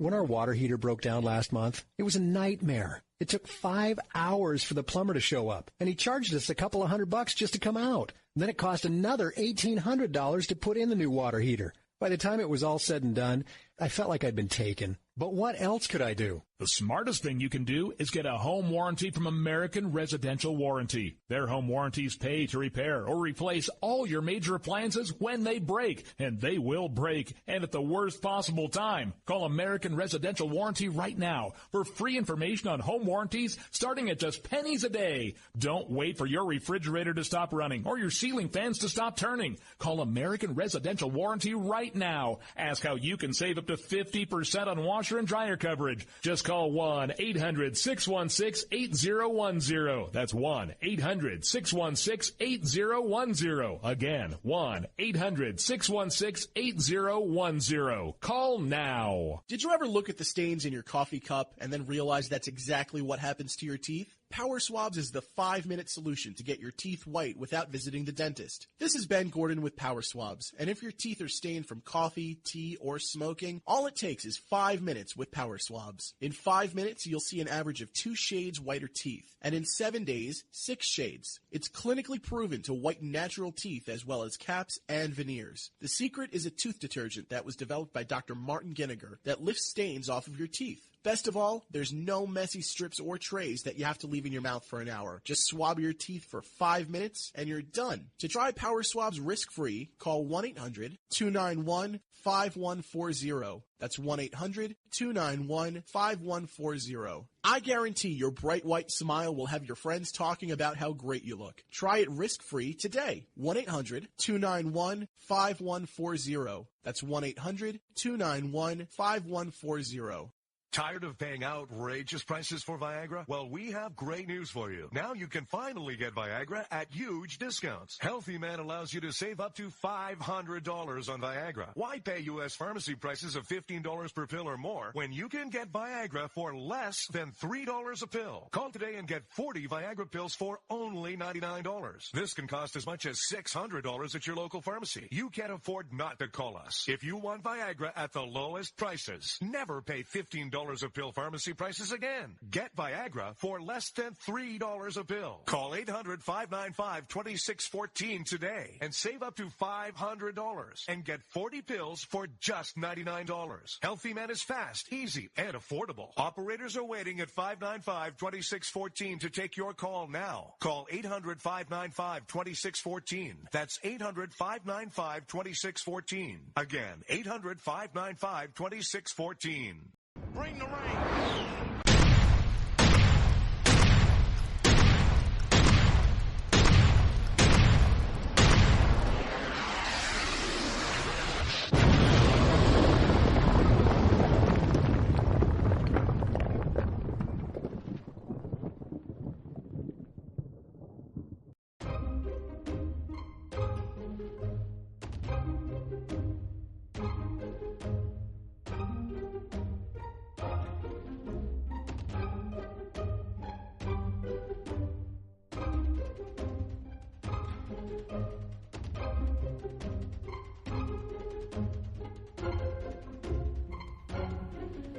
Welcome back.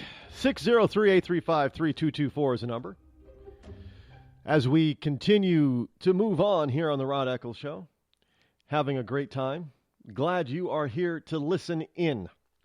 It is still, the number is still 603-835-3224 for the call-in number.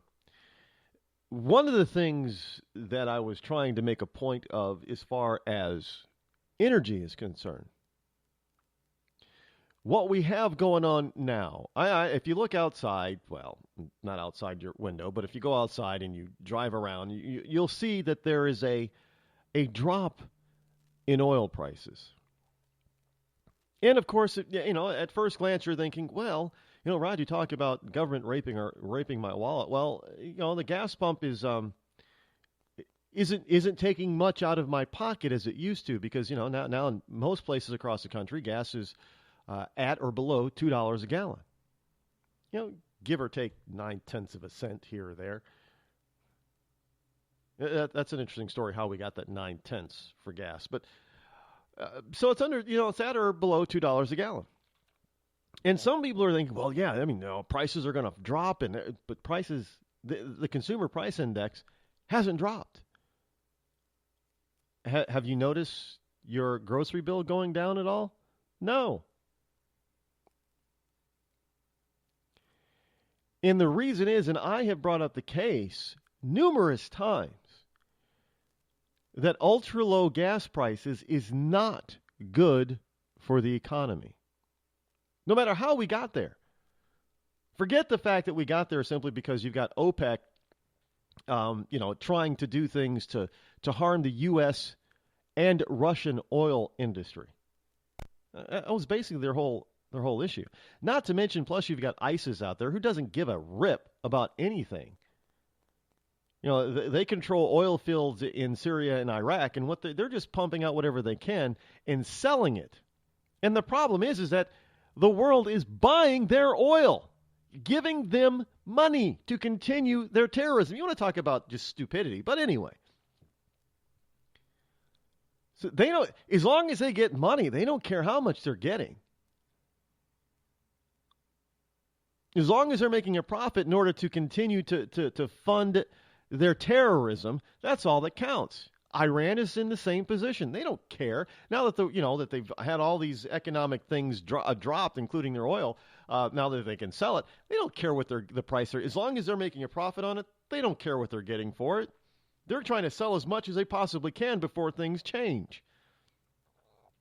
Well, that's put a crimp along when you talk about OPEC not cutting back their production to try to ease the glut of oil and try to raise the price a little bit, because they're like, hey, this is the perfect time to what?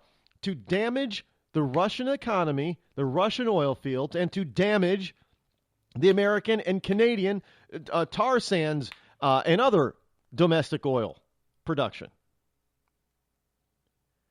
And people are saying, well, no, that's not going to happen. Well, you know what? It is happening. As I've told people, because they've asked me, isn't low gas prices a good thing? Only to a certain point. And then it becomes detrimental. Well, how does having low gas prices become detrimental? Well, it becomes detrimental when it is no longer profitable, or you can't even break even by producing your own oil. Well, the environmental impact will be better, right, Rod? Well, how about all those people losing their jobs in the United States?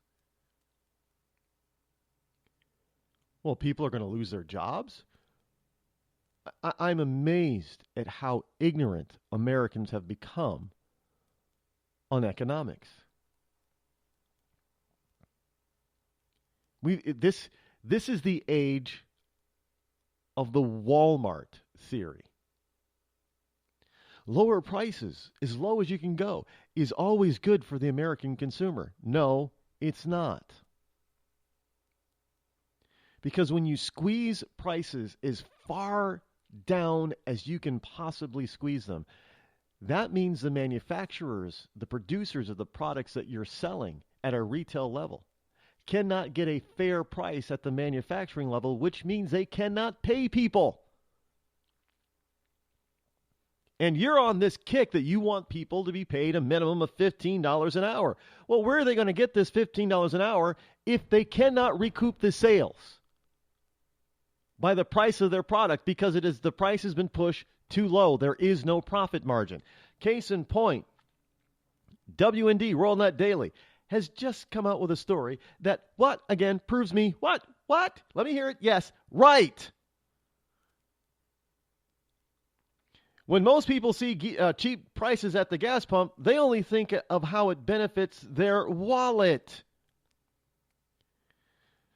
And they are referencing an article by Full Measure. Gas prices are the lowest since 2009, but there is a price to pay for saving at the pump. Gas prices in the USA right now are averaging $1.80 per gallon, more than $1 less from the peak last year at this time.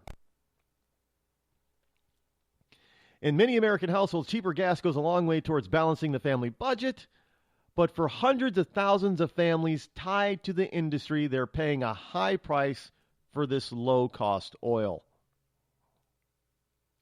You want to talk about your neighbor not doing so well? How about your neighbor who's tied to the oil industry, who just lost their job?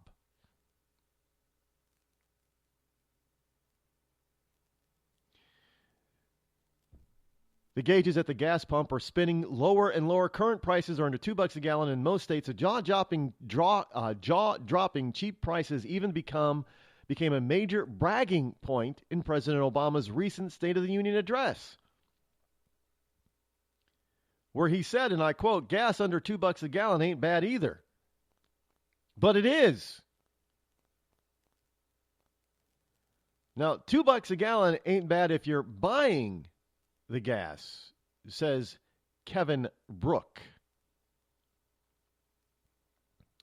$2 a gallon is terrible news if the well that you worked on was engineered to break even when gasoline prices were at $3 a gallon. And the real reality is that gasoline really needs, for most of the industry in this country, gas needs to be at around $2.50, $2.70, somewhere between the $2.50 and $2.70 a gallon mark, just to break even, to keep the pumps flowing and all of those people employed. Now, you and I, we may not particularly like paying $2.50 a gallon. We like paying less than $2 a gallon.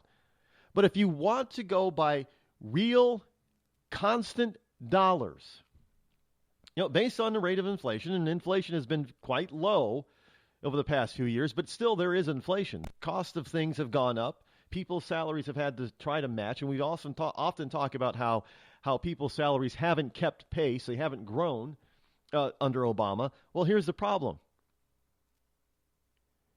That $1.80 today, if you were to go back to the $1.80, say around 2000, is really only worth about $1.30.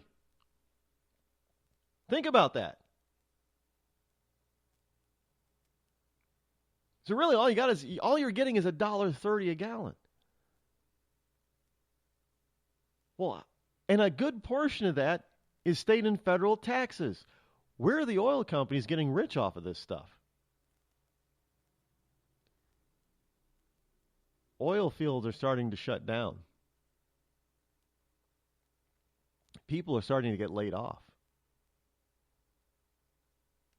We're talking good paying blue collar jobs that pay way more than $15 an hour minimum. These people are losing their jobs. And all because of two reasons. One area called the Middle East is called terrorism, of which Obama has been a total and complete and utter failure on, and dealing with our so-called allies in OPEC, which is bent on, and they've even said it before, bent on the destruction of domestic oil production of non-OPEC countries like the USA, Canada, and Russia. why the hell do you think the Russians are backing Assad in Syria? Because Assad will regain control of those oil fields, reduce the production to help raise the price, and thus help to save the Russian economy.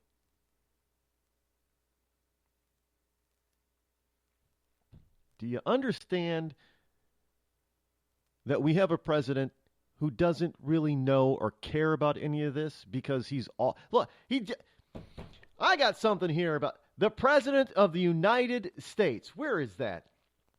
I got some news on China, too. The China stuff is brilliant stuff, people. Got a story here in the paper pile. Pentagon. This is unbelievable. You know, we got people losing jobs, and we got the president out there touting a new 4.9% unemployment rate when we still have over 94 million Americans out of work. There was even an uptick with so-called first-time job claims, but yet, you know, we created 130,000 jobs or something like. Really?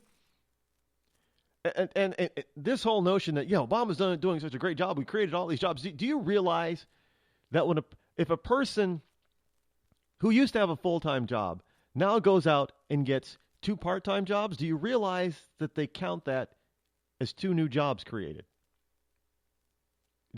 That is the truth. I'm not making that. I wish I was making that up. But that is how they're getting to this so-called job growth.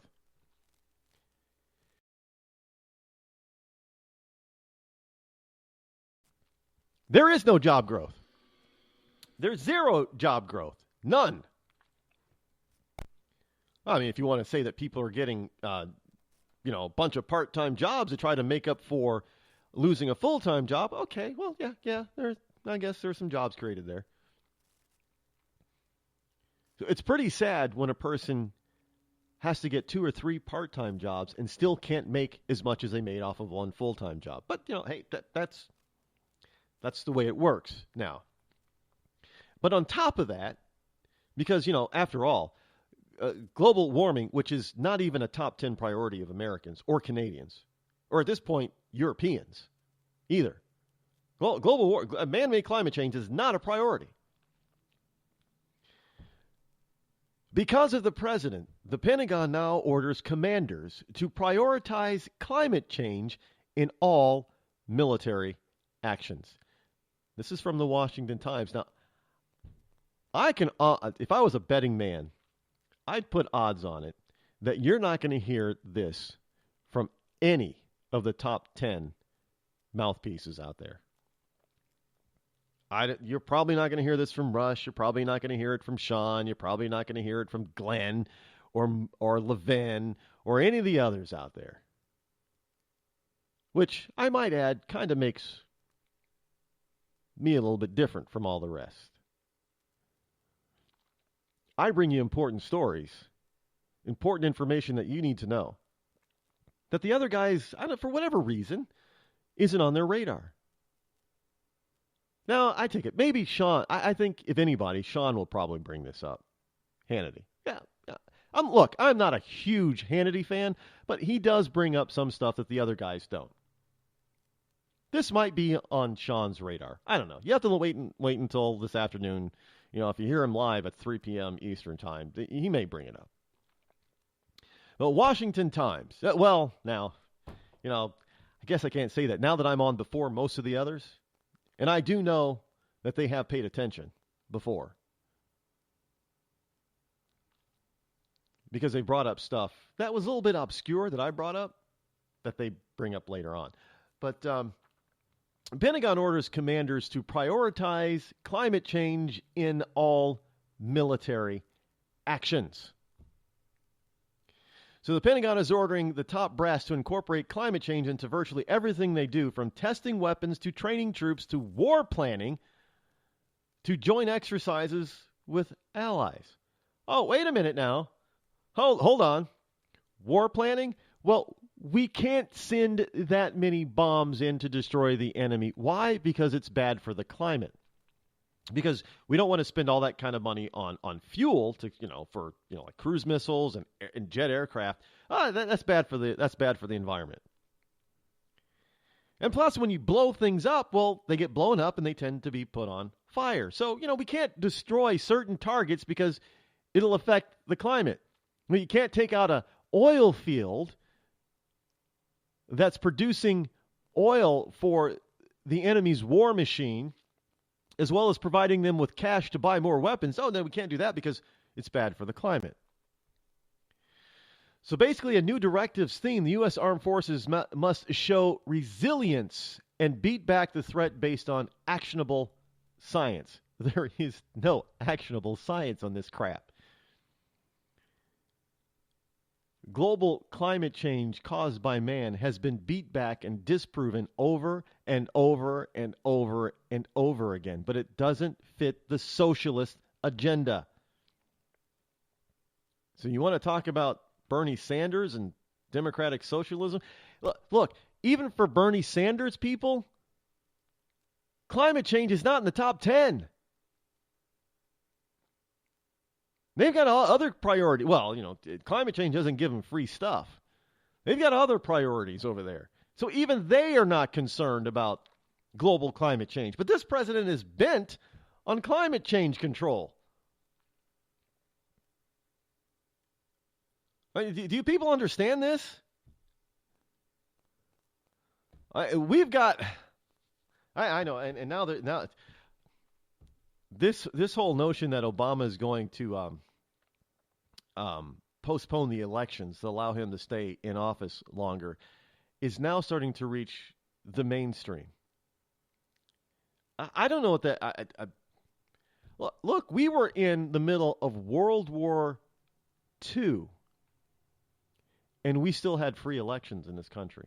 So I cannot imagine what the reason would be today to declare martial law and not hold elections.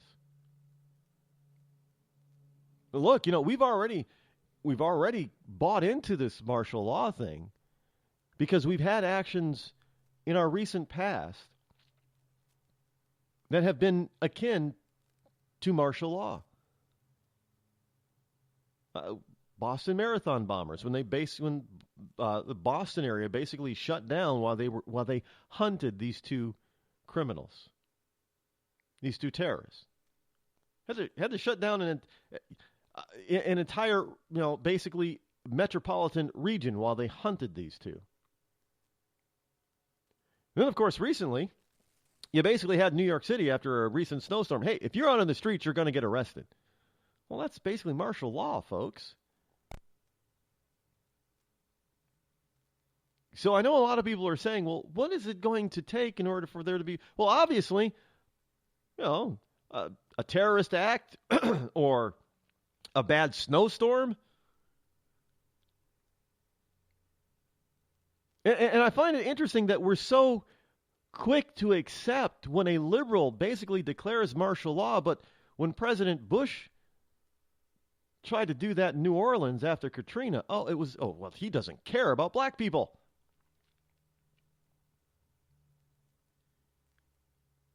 This whole racist mantra, I mean, you don't understand how that just ticks me off, because it is racism that is fomented by and from the left. It is a leftist issue. This climate crap is from these radicalized idiots on the left. So much so that they're letting it eat into our national defense.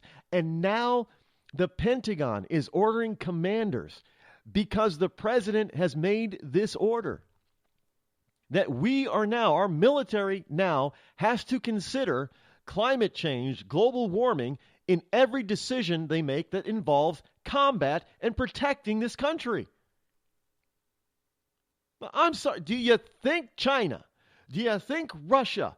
Do you think Iran? Do you think North Korea? Do you think ISIS gives a rip about how war affects the global climate? Hell no. They figure, well, you know what? After we defeat our enemy, we'll be able to do whatever we need to do to clean up the environment, I guess, if that's a real problem. But they're not going to think about that. But now our military, the most powerful military on the planet, is now not only being hamstrung by underfunding, but it is now being hamstrung in their operations because they have to take into consideration how badly each military action is going to affect the environment on this planet.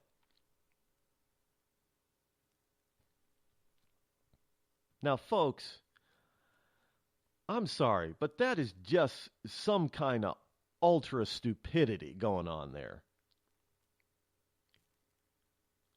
And I want to ask, who's paying attention to that kind of stuff? Who's gonna do? I don't. It's ridiculous. 443. You're live on the Rod Eccles Show. Go ahead. Yeah, how you doing today? We've been asked to give you a call. I just want to let you know we're firefighters here in the Washington, D.C. area, and we are avid supporters of Mr. Trump. Well, that is a good thing. I'm glad. Now, you're a firefighter. Let me ask you something. Now, fires, obviously, man-caused fires are obviously. Well, it's about 15% of what we do. EMS is what we do about 85% of. Okay. Well, that's an interesting statistic, but fighting fires fires affect.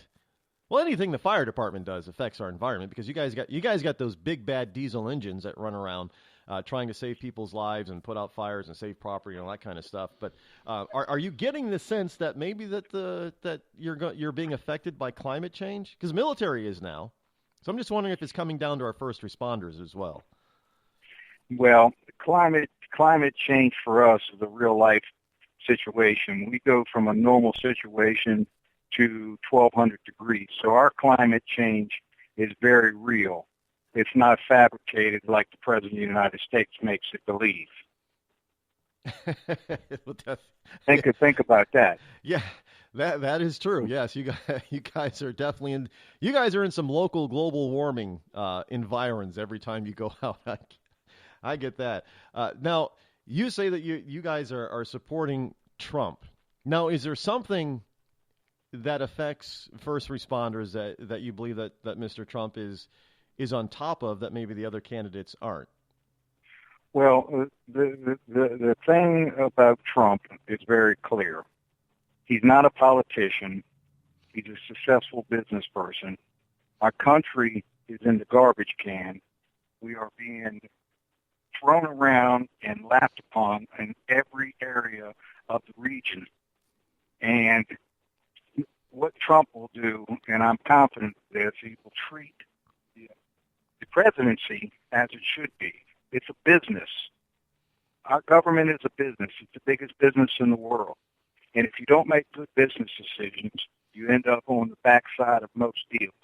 And the Iran deal, the North Koreans are shooting off missiles now. All this is happening. Russia steps in and goes into Syria, where we've been for the last 7 years. And now we're in the backside of everything. And I feel he doesn't owe anybody anything other than the people that he has swore to take care of, and that's the citizens of the United States.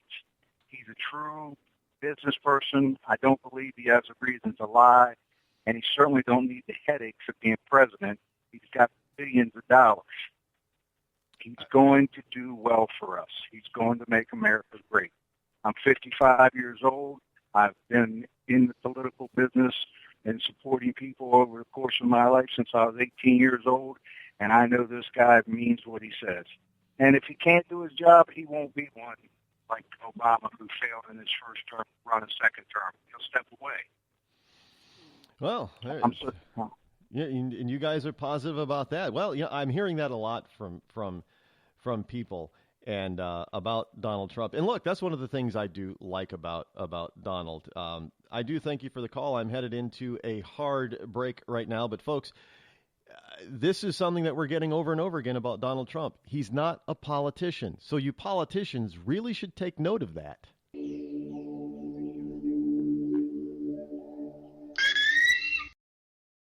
Give a man a fish and you feed him for a day.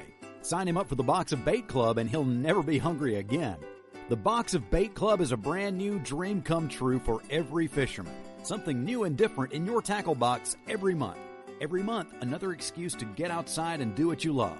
Don't let this one get away.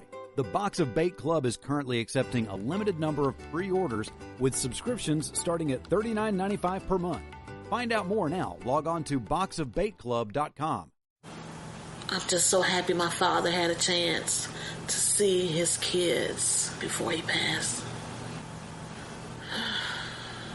I just want to say thank you. When her father fell ill, the American Red Cross was able to help get Veronica's brother home from the Navy to speak to his father one last time. It's thanks to your donations that we can connect military families when they need it most. Please donate today at redcross.org. When our water heater broke down last month, it was a nightmare. It took 5 hours for the plumber to show up, and he charged us a couple of $100 just to come out. And then it cost another $1,800 to put in the new water heater. By the time it was all said and done, I felt like I'd been taken. But what else could I do? The smartest thing you can do is get a home warranty from American Residential Warranty. Their home warranties pay to repair or replace all your major appliances when they break, and they will break, and at the worst possible time. Call American Residential Warranty right now for free information on home warranties starting at just pennies a day. Don't wait for your refrigerator to stop running or your ceiling fans to stop turning. Call American Residential Warranty right now. Ask how you can save up to 50% on washer and dryer coverage. Just call 1-800-616-8010. That's 1-800-616-8010. Again, 1-800-616-8010. Call now. Are you tired of commuting to a job that makes someone else rich? Working harder than ever, but getting nowhere? Do you hate spending hundreds of dollars every week on daycare? Having someone else raise your children? With our opportunities, you can start earning money as soon as next week. You get to be the boss, work from home, and live a happier life. At Be the Boss Network, you'll find hundreds of work-from-home opportunities that you can literally start today and be earning money as soon as next week. Go to freedom133.com and start earning money as soon as next week. You get to be the boss. Get out of the rat race. Work from home. Go to freedom133.com right now and change your life today. That's freedom133.com. Go to freedom133.com and start earning money as soon as next week. You be the boss. Go to freedom133.com. Attention business owners. We know that owning a business means getting things done right now. So if your right now list includes a new building, call the Right Now Company. General Steel. We can design a building for your business quickly and save you thousands of dollars. That's right, thousands. You may think General Steel only builds large projects or that you can't afford General Steel quality. Well, check these prices. How about a 40 by 60 foot building for under $22,000 or even a 50 by 100 for under $35,000? That's right, a 5,000 square foot building for under $35,000. And these buildings all have General Steel quality. Best of all, you can still order a building and have it delivered in time to build this year. How's that for right now? So if your right now list includes a new building, call the Right Now Company, General Steel. 800-393-5756. 800-393-5756. 800-393-5756. That's 800-393-5756. Tired of paying outrageous prices for Viagra? Well, we have great news for you. Now you can finally get Viagra at huge discounts. Healthy Man allows you to save up to $500 on Viagra. Why pay U.S. pharmacy prices of $15 per pill or more when you can get Viagra for less than $3 a pill? Call today and get 40 Viagra pills for only $99. This can cost as much as $600 at your local pharmacy. You can't afford not to call us. If you want Viagra at the lowest prices, never pay $15 $15 a pill pharmacy prices again. Get Viagra for less than $3 a pill. Call 800-595-2614 today and save up to $500 and get 40 pills for just $99. Healthy Man is fast, easy, and affordable. Operators are waiting at 595-2614 to take your call now. Call 800-595-2614. That's 800-595-2614. Again, 800-595-2614. Boy, man, I had a rough night's sleep. Boy, I got a letter from the IRS yesterday, and I just couldn't sleep. Man, I'm dying here. Somebody help me. IRS problems affect more than just your finances. If you're ready to take back control of your life and you owe more than $10,000, you need to call the tax doctor. Their expert staff can immediately protect you from the IRS and state collectors and get you the best possible tax settlement guaranteed. The IRS has recently released new programs geared in helping struggling taxpayers, where you may qualify to settle your tax debt and wipe out up to 85% or more of what you currently owe. If you owe $10,000 or more in back taxes, call the tax doctor right now. See if you qualify to pay less. 800-989-1694. 800-989-1694. 800-989-1694. Again, 800-989-1694. You want to know what time it is? It's time to bring the rain. Zinc Media. Feel the power of knowledge.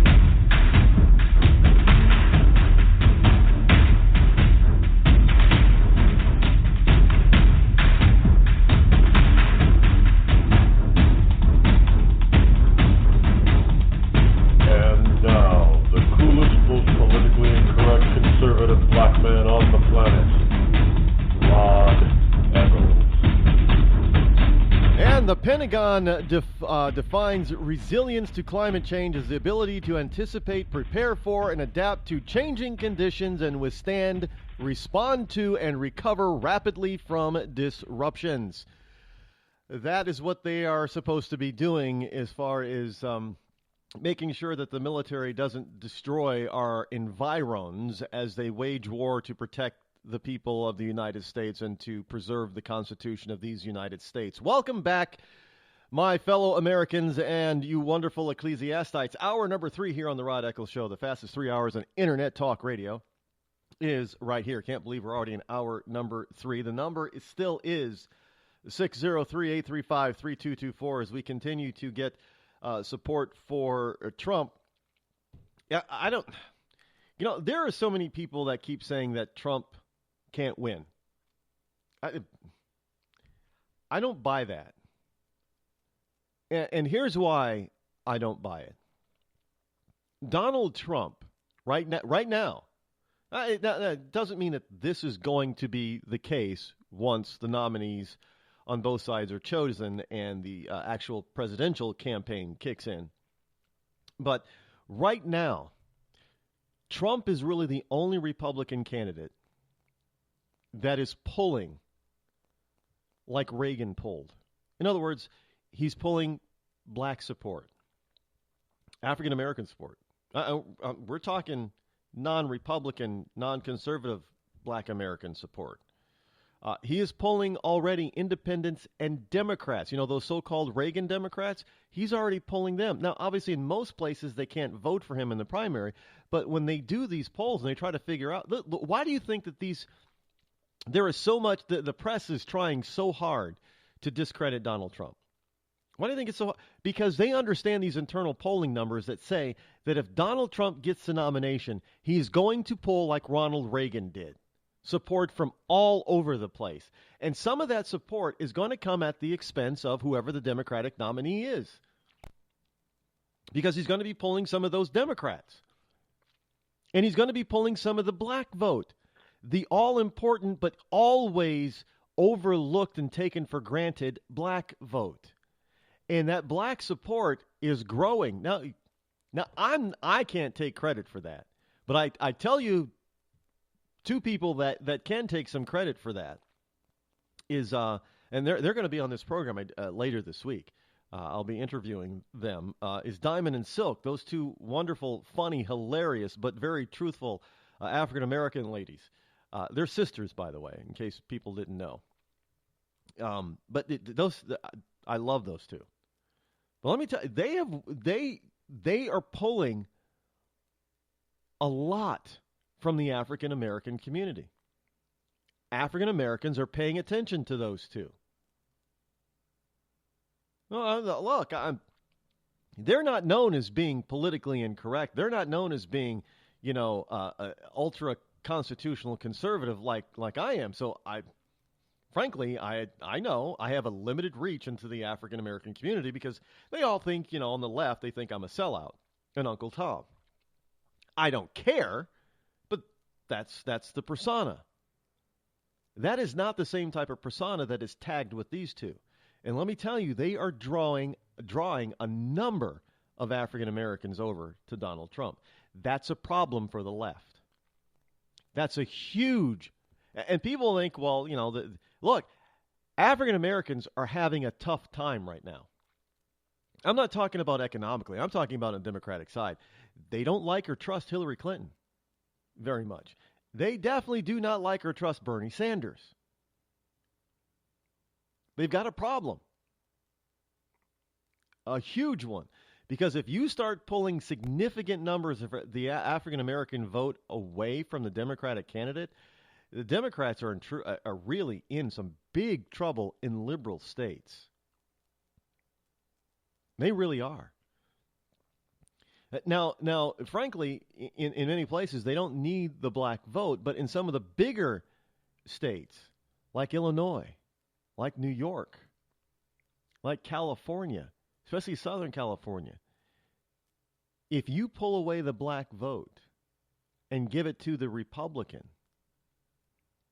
along with so-called moderate or conservative Democrats, now you have split the Democratic vote, and that's very dangerous. And the liberals can lose some of the big number states. Now, I doubt they lose California, but they could be in trouble of losing Illinois and New York because of it.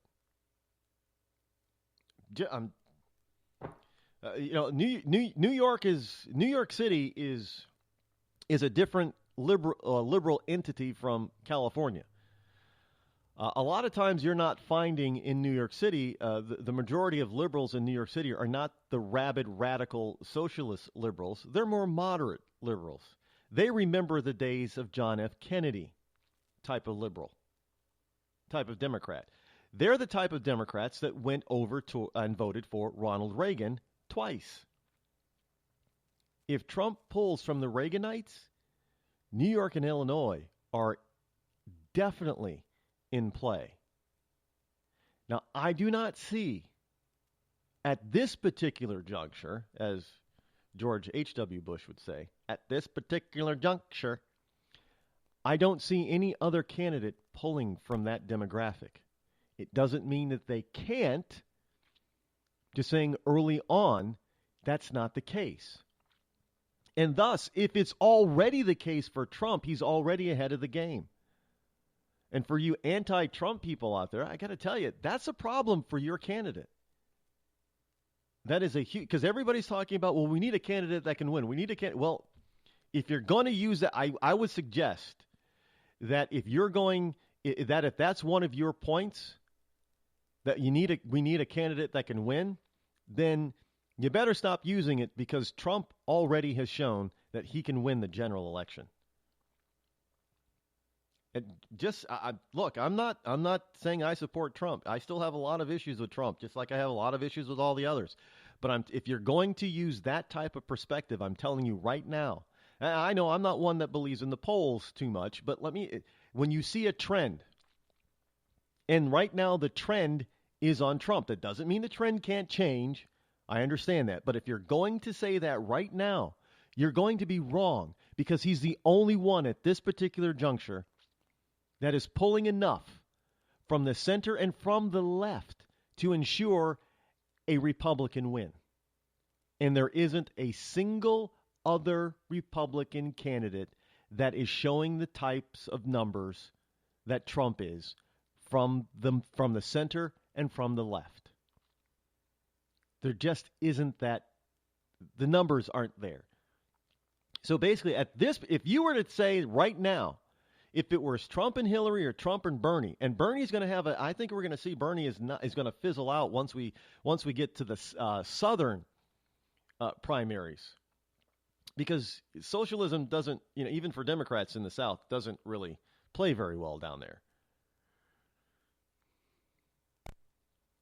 And I think once that starts to come into play, if you're talking about right now, if we were just to say, okay, right now we're going to have a general election, it would be a President Donald Trump. Now, I'm just telling you. So for those of you on the right who say that we need somebody who can win, well, if that's your only criteria, well, then at this particular juncture, looking at all the trends, not just the polls, but the trends, and seeing what is happening and who is moving who, I'm sorry to tell you that it's Trump. And I know a lot of you saying, well, Trump isn't a real conservative. I get it, but he's not Romney and he's not McCain. Remember, there are people to this day that say Reagan wasn't a conservative. So if that's what your measurement is going to be, if Trump is like Reagan, well, then you've got the next president of the United States right there. What's your problem? Just saying. Just pointing that it's people sometimes they just don't like facts. I'm all about the facts. And the fact is that if you're going to use that type of measuring stick, then it's unfortunately for you anti-Trump people, it is Trump. I don't hate to say it. I like telling the truth, but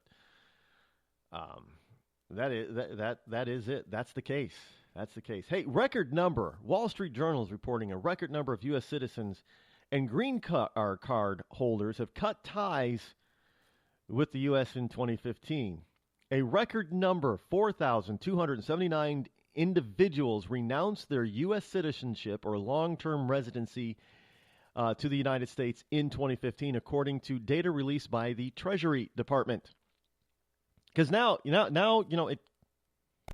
if you're a U.S. citizen, understand it can cost you a lot of money to renounce your U.S. citizenship. Now, call it an exit tax, if you will. And yet, there are record numbers of people who think it is worth the fee to get out from under this onerous taxation that we now have. Do you people understand that? Now, last year was the third year in a row for a record renunciations, according to Andrew Mitchell, an international lawyer for Centerbrook, or international lawyer in Centerbrook, Connecticut. And he tallies and tracks these numbers. And the Treasury Department obviously is reporting these numbers. So this is coming from who? The Obama administration. So for those of you on the left who say, that's a lie, it's a lie. Well, no, these are coming from the government. I love it when people say that you're a liar, right? You're telling a lie. Those aren't real numbers. Well, yeah, go to the government website so you can get the numbers yourself. They hate that. The left hates that. They cannot oh my God, they hate that with a passion. Their own favored administration is telling them the truth, and they don't want to believe it. Same with the unemployment numbers. You tell people, well, the unemployment number is not really 4.9%. It's not really 5%. Yes, it is. No, it's not. The number that includes everybody, called the U6 number, not this stupid U3 number, is still over 10%. No, it's not. Well, where are you getting that stuff? From the Department of Labor. That can't be true. That's not. No. This is where it's not just liberalism. Fanaticism is a mental disorder. Because when you actually give people the facts and the truth, and they get the facts, and you're giving them facts that come from a source that should be all credible to them, and because it's negative on what they believe, they want to discount it or disbelieve it. You're twisting it. I'm not.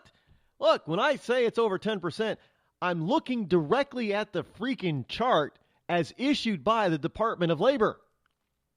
Nobody's in it. It's on the Department of Labor's website. Nobody is manipulating it. We're talking about the Obama administration that is manipulating the number in order to tell you that it's 4.9%. And I'm telling you the unmanipulated number as issued by the Obama administration's Department of Labor says that the U6 unemployment rate is well above 10%, not below 5%. And they still do not want to believe it. That's fanaticism. That is a mental disorder as well. Because they were just the opposite on G.W. Bush when the U6 number really was at 5% or 5.4%. They didn't want to believe that. When people really did, everyone who really did want a job could get one, they didn't want to believe that. Because of fanaticism that was telling them, well, no, the conservatism doesn't work, man.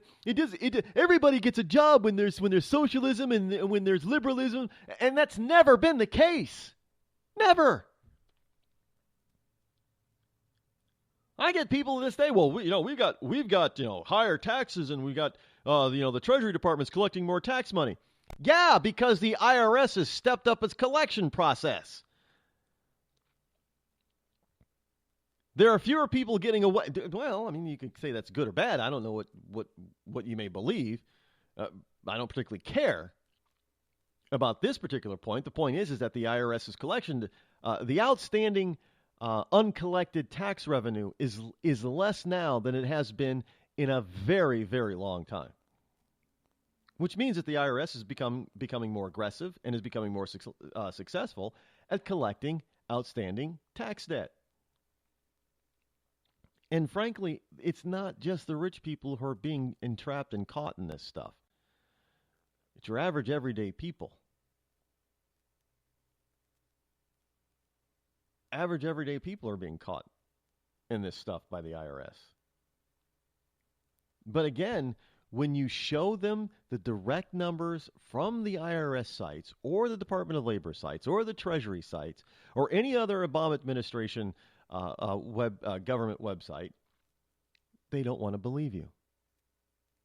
Like, well, if you're not going to even believe your own favorite administration, then I don't know where to go to get you to believe it. There is no info that you're going to believe then. You're just going to believe what you want to believe, and that's a problem. When you have enough people who want to be dissuaded from actual facts and instead rely strictly on personal fantasy, that's a problem. Because these idiots vote. It's kind of like when you bring people to task about the actual real statistics about healthcare in the Nordic countries. So, like Sweden and Finland and Denmark, they got an awesome healthcare system. Forget the facts that there are government statistics in those countries that show that the people of those countries are not happy with socialism. They're not. Forget those facts. No. I mean, they're coming directly from over there. But somehow those are not reliable because the only reliable stats are coming from this country because, hey, they did a poll. Pew did a poll over there and found, they asked 500 Norwegians, do you like healthcare? And they got 400 Norwegians say, yeah, we like our healthcare. Forget the fact that, and Sweden likes it. Sweden likes it. Forget the fact that they've all been trying to either have done or are currently trying to reform their entire system, especially as it relates to healthcare. Forget that. The actual things that are going down, the actual laws that are being actually changed as we speak over there. Forget those stats. Oh, no. They just want to believe what they're told here. Oh, yeah, they love it over there. They love it. Greatest thing since sliced bread. That's fanaticism. They've got free college education over there. Really? How much does that cost? Well, in order to get free college, they also don't have professors that earn 6 and 7 figures for teaching in college. They don't have private institutions that charge you $50,000 or $60,000 per year to go there, or semester in some cases. What is the Harvard price right now? And Brown, it's like, it's what, $60,000. By the time, if you got loans, if you went to some of the Ivy League schools and a couple of the non-Ivy League schools, and if you paid full fair tuition, you're looking at $200,000 or $250,000 or more after 4 years of schooling. $250,000 for what? And you tell them that on the fanatics on the left, and it's still the bank's fault for charging 5 or 6 or 7% interest on the loan. And it's not the problem of people like Elizabeth Warren making $300,000 and $400,000 a year or more, teaching 1 or 2 classes a week.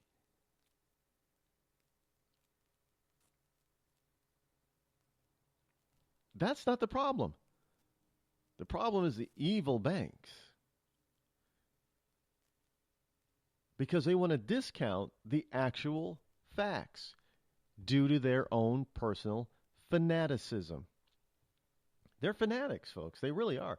And look, I understand why some people have issues with Trump people, because they believe, they have some accurateness to their beliefs that Trump people are also a little bit fanatical. Now, let's not say that the majority of them or all of them are. I'm not saying that. But when you have people that cannot articulate a Trump position, even though Trump said something that you may not agree with, and they want to disqualify that, that's a fanatic. But if you want to explain, that's the same with Cruz or same with Rubio or anybody else. But if you want to actually discuss the issue, well, what did he said this. Well, let me explain by what else he said to go along with that, Rod. And he said this, and this, and this is what he believed then. And as times have changed, he's gone with the new information, and he's changed his position to this, and this. That's important stuff. But fanatics don't want to come up with that. They just want to say, "Oh no, that's a lie."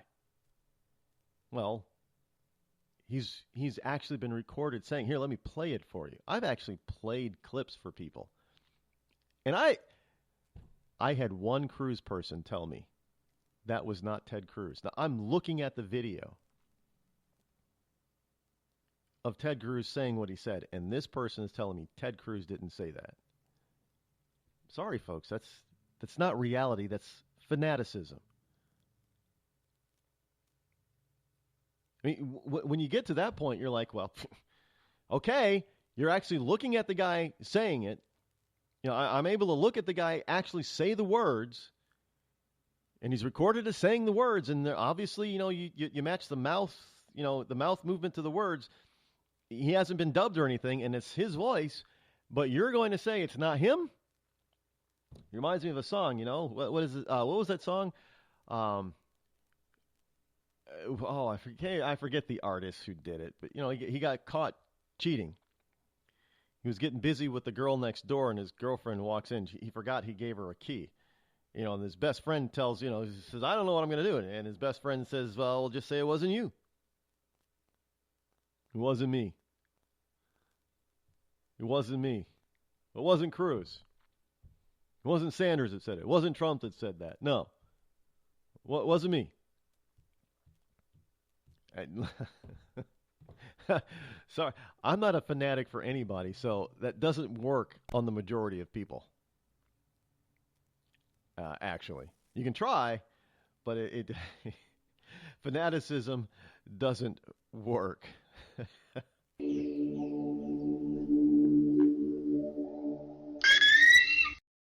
Your credit score is a joke, and you're too embarrassed to let anyone know your 3-digit score. Sucks to be you, but it doesn't have to. Delete all those unsightly derogatory items, collections, charge-offs, repossessions, judgments, tax liens, bankruptcies, and foreclosures. To turbo boost your credit scores, call 888-541-5571 or visit us at 700creditnow.com. You've heard the old adage, cash is king.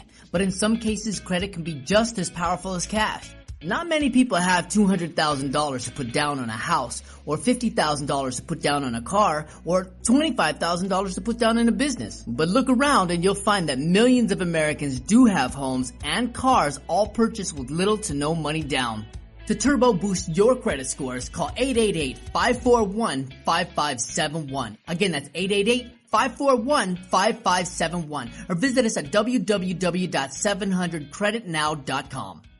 When our water heater broke down last month, it was a nightmare. It took 5 hours for the plumber to show up, and he charged us a couple of $100 just to come out. And then it cost another $1,800 to put in the new water heater. By the time it was all said and done, I felt like I'd been taken. But what else could I do? The smartest thing you can do is get a home warranty from American Residential Warranty. Their home warranties pay to repair or replace all your major appliances when they break, and they will break, and at the worst possible time. Call American Residential Warranty right now for free information on home warranties starting at just pennies a day. Don't wait for your refrigerator to stop running or your ceiling fans to stop turning. Call American Residential Warranty right now. Ask how you can save up to 50% on washer and dryer coverage. Just call 1-800-616-8010. That's 1-800-616-8010. Again, 1-800-616-8010. Call now. Did you ever look at the stains in your coffee cup and then realize that's exactly what happens to your teeth? Power Swabs is the 5-minute solution to get your teeth white without visiting the dentist. This is Ben Gordon with Power Swabs, and if your teeth are stained from coffee, tea, or smoking, all it takes is 5 minutes with Power Swabs. In 5 minutes, you'll see an average of 2 shades whiter teeth, and in 7 days, 6 shades. It's clinically proven to whiten natural teeth as well as caps and veneers. The secret is a tooth detergent that was developed by Dr. Martin Ginniger that lifts stains off of your teeth. Best of all, there's no messy strips or trays that you have to leave in your mouth for an hour. Just swab your teeth for 5 minutes and you're done. To try Power Swabs risk-free, call 1-800-291-5140. That's 1-800-291-5140. I guarantee your bright white smile will have your friends talking about how great you look. Try it risk-free today. 1-800-291-5140. That's 1-800-291-5140.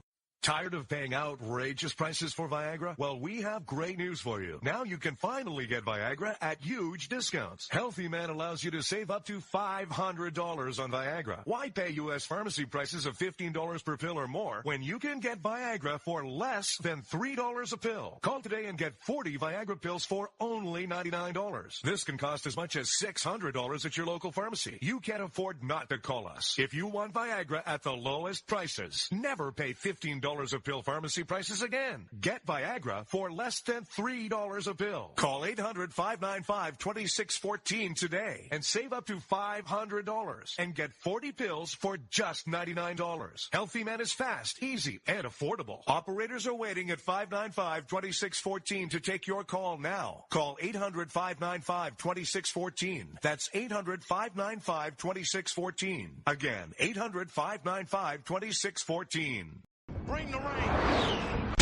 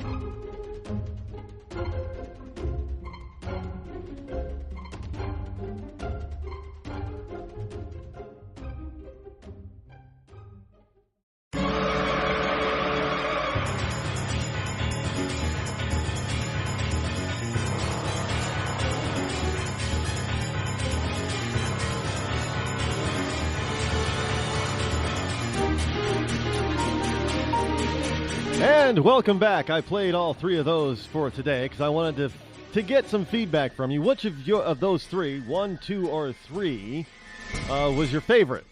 And let me know. You just send me an email or something. Tell me 1, 2, or 3 was your favorite of those three. In any case, welcome back. 603-835-3224 is the number. For those of you following the story down in Houston, Texas,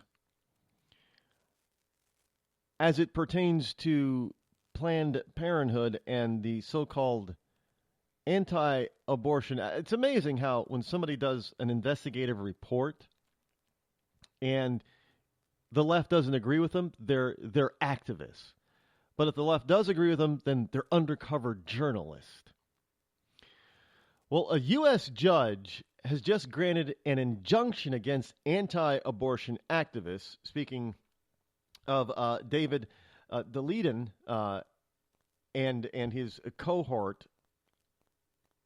Look, folks, this is I have often said this before, and it really drives me insane when people do, and they're not the only ones that do this. And you know they've actually taken a cue. And look, I get it. You know, they need to be able to recoup some of their costs, if not make a profit on this stuff. So they do it in such a way and say, well, we have this information and we have this film and we're going to release it on this date or that. You know what? It's getting to the point now where you cannot hold on to stuff. Because somebody on the left who's going to disagree with you is going to find some sympathetic judge who's then going to come and say, well, you know, you can't show that. We're going to prevent. You got to release all this stuff now. You've got to release it now. And when you do that, that preempts them from being able to do that, to shut you down. So I know, but anyway, in San Francisco, San Francisco. Over Houston, Texas case. A U.S. judge on Friday granted a preliminary injunction stopping the distribution of surreptitious videos taken by an anti-abortion activist who alleged Planned Parenthood staff discussed the illegal sale of aborted fetal tissue. Well, it's not alleged. They actually said it. Now, the National Abortion Foundation, or Federation, NAF, a nonprofit representing abortion providers, accused the Center for Medical Progress and its founder, David Daleiden, in a lawsuit last year of illegally infiltrating and recording its private meetings. How is that illegally infiltrating? Now, I know in some states say that you can't record a conversation without both parties that are participating in the conversation, all parties participating in the conversation, knowing and agreeing to it. And I think that those types of laws should be struck down, actually. But I think as long, because only the government is allowed to wiretap. I mean, I understand what they're saying. In other words, they're saying that they're preventing people from wiretapping. But if one person is involved in the conversation. This is why when you call certain places, they'll tell you ahead of time that, you know, your conversation may be recorded for future use. They say training, but that's not really what they're going to be utilizing it for. It's for legal purposes. Trust me on that. Don't doubt me.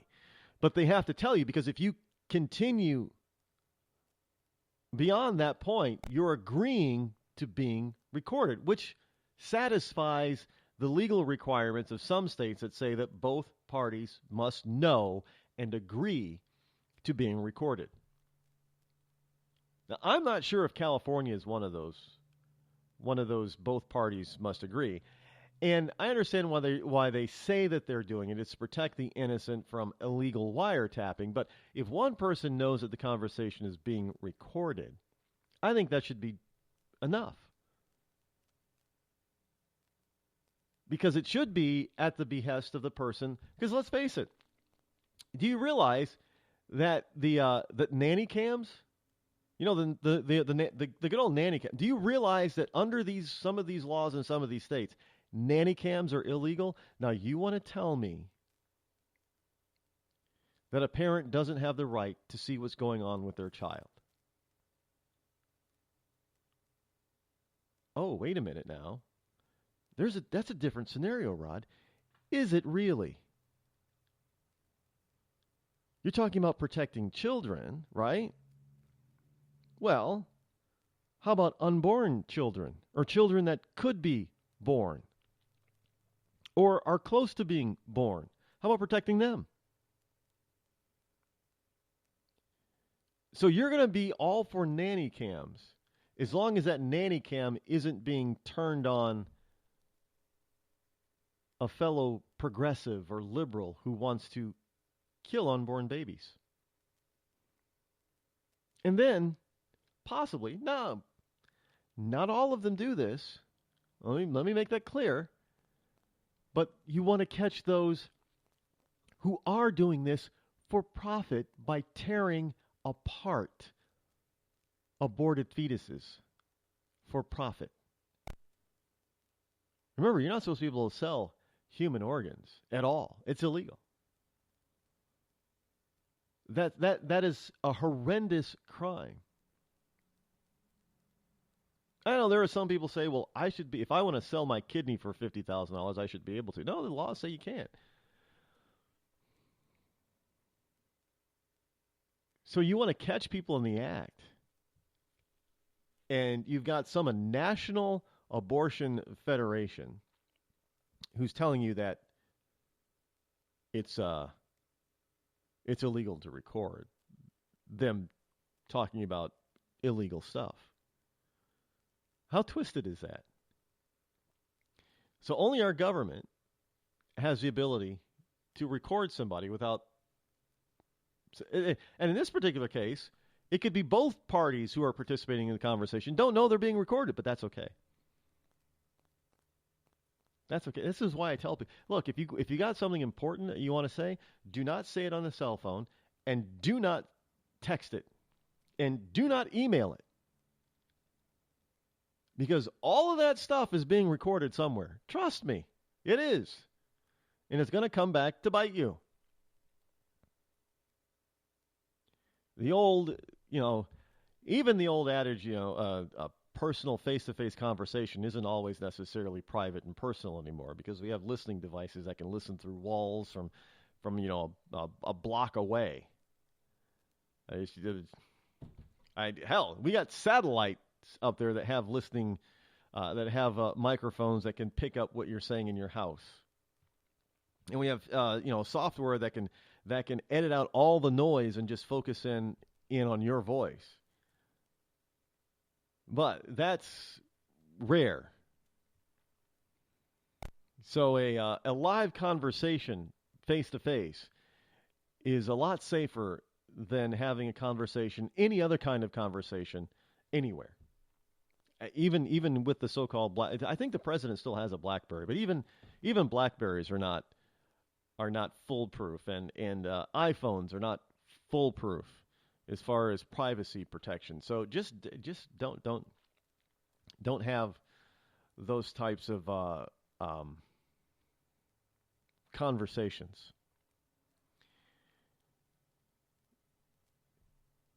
China is dropping its one child per household policy. Well, yeah, most of you, if you listen to the show, I've reported that. You already know that. They're dropping their one-child policy for a number of reasons. This one-child policy hasn't worked to stop their dramatic population growth. China's now at over 1.3 billion people, and when they instituted this policy, they were just approaching 1 billion. Well, one child per household should have said negative population growth. Well, first of all, longevity of the Chinese people, because their economic condition is improving fast and in grand numbers over there. which means people are living longer. And, people are not, in the rural areas, some of them just aren't following this one child per family rule. Not to mention they've had this ridiculous infanticide going on over there. In other words, girls more often than boys were being aborted or killed shortly after birth in favor of wanting a son. Well, that policy over the last 2 generations has had devastating consequences for China, where there are now approximately 25% more men than women. And they're expecting that 20% of men in China, Chinese men, if they stay in country, will never get married. Never. Now, that's a problem. Well, now you're going to start seeing men fighting for a woman. Those who have a much more poor economic outlook are going to be locked out of actually being able, because China still has this whole, this patriarchal thing about, daddy needs to approve of daughter's marriage interest.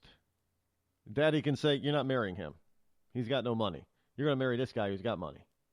Or his family has money, and he comes from a good family, what have you. They still have that going on over there.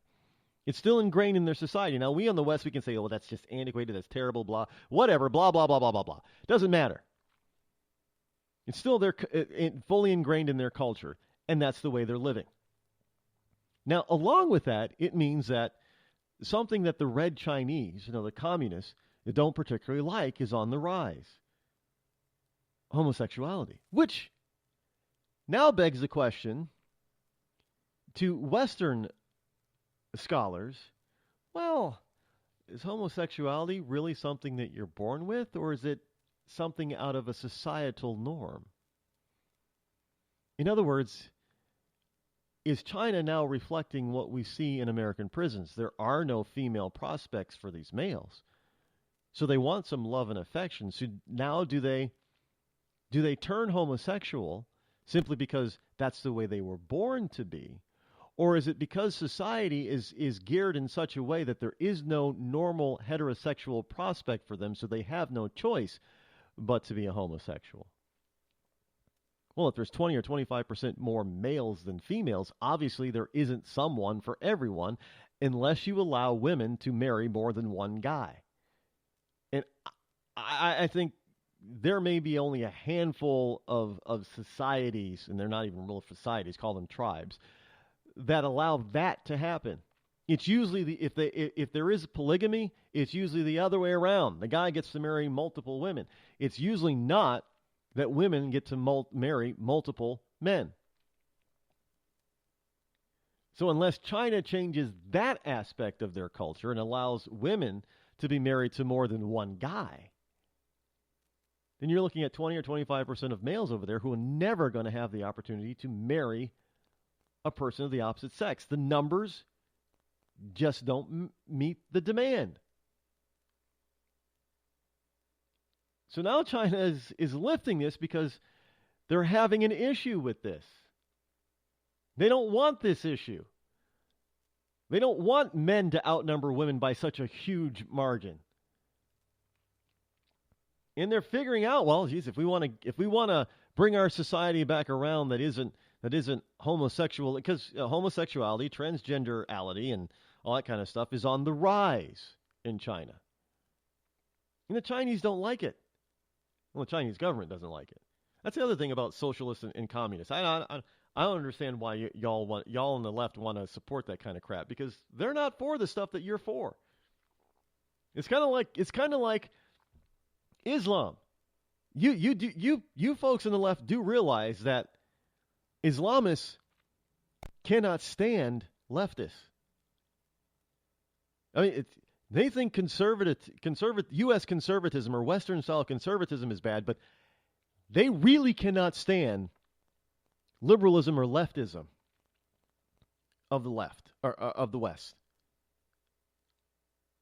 Now, when they're throwing a homosexual off a rooftop or hanging them or beheading them, do you think that is because those on the right in the West are against it? Oh, hell no. They just don't like you. Yeah, and I know we can talk about their hypocritical, issues with child molestation and homosexuality and all that kind of stuff. I know that's a huge taboo to talk about that when it comes to Islam. I get it, but I'm telling you openly, they are against it. If they want to do things in secret behind closed doors, well, they're going to do that, just like any other society. And it's really kind of disgusting when you get right down to it. I mean, I've seen a couple of documentaries on the so-called dancing boys in places like Afghanistan and Pakistan. It's heart-wrenching what they do to these boys. But openly, they do not condone a great part of the liberal agenda. And those people who are a part of the Western liberal agenda, if they're caught in an Islamic state, they are going to die. And yet you still want to tout them as being...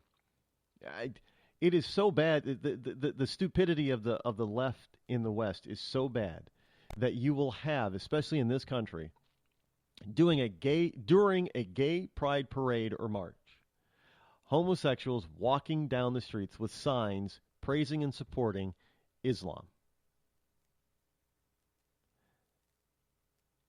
And if Islam had their way, even those who are holding those signs would find themselves dead. I'm just saying. I mean, this is a serious issue. This is why I call it fanaticism.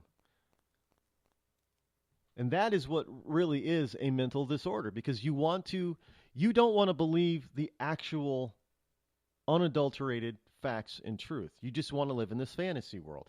And you're only, in many cases, the reason why they're doing that on the left is simply because they believe it is going to tick off and it is in opposition to those on the right. Because those fanatic leftists cannot agree with those on the right on just about 99.9% of the time. There is no possible way they can allow themselves to agree with those on the right. I mean, it is so bad that you could probably take a gay man, and a Muslim, an Islamist, could take a gay man, have the blade to his throat, and that gay person will say, but I'm supporting Islam. I'm better than those people over there on the right. That is what they would say as their last words. Because they are so fanaticized that they cannot believe, they refuse to believe the actual truth. The actual facts. I mean, it's a phenomena that is a sight to behold. I don't know if they've actually, if you're in sociology, if you're still in school in sociology or you're in psych or something, and you need to do sociological studies or psychological studies, that might be an awesome paper. A piece for you to write, a great thesis, is trying to figure out why these people do that. Why these fanatics tend to disavow facts, even when those facts come from their side. I mean, even when the facts are supported by their side, members from their side. Why is it that they continue to disregard them in favor of their own fantasy? You've got this fantasy that all conservatives are just evil, evil, mean-spirited, don't care about people, want to dirty the air, want to dirty the water, want to give us fake food, want to steal everybody's water and sell it back to us, even when the facts are that that's not the case, you still want to believe it, even when those people who are doing the studies are from the left because they're trying to prove that the right is so mean and evil, but they find out that that's not the case. Even when they do that from the left, you fanatics don't want to believe your own leftist cohorts because you're stuck in this fantasy that it has to be that those on the right are racist, bigoted, homophobic, anti-environmental. It doesn't matter what the truth is. You have been taught and indoctrinated to believe one way and one way only, no matter what the truth is. Because it has to be. Because if you actually believe that you are wrong, then that tears down your entire perception of your universe. And I guess people cannot handle that. They are definitely going to, flip out, go crazy, probably, need to be institutionalized if they were to come to those sorts of facts. Hey, there is no global warming. But if you on the left were to come to believe that there's no man-made global warming, well, that just ruins half of your agenda. Half of your agenda is useless and a lie. How are you going to be able to accept that? Well, the human mind, for some of these people, because they're so feeble-minded, they can't take that. This whole notion that maybe in some cases homosexuality is not in your DNA, but it's a societal pressure. They don't want to accept that. They can't accept it at all. I don't know why that's the case.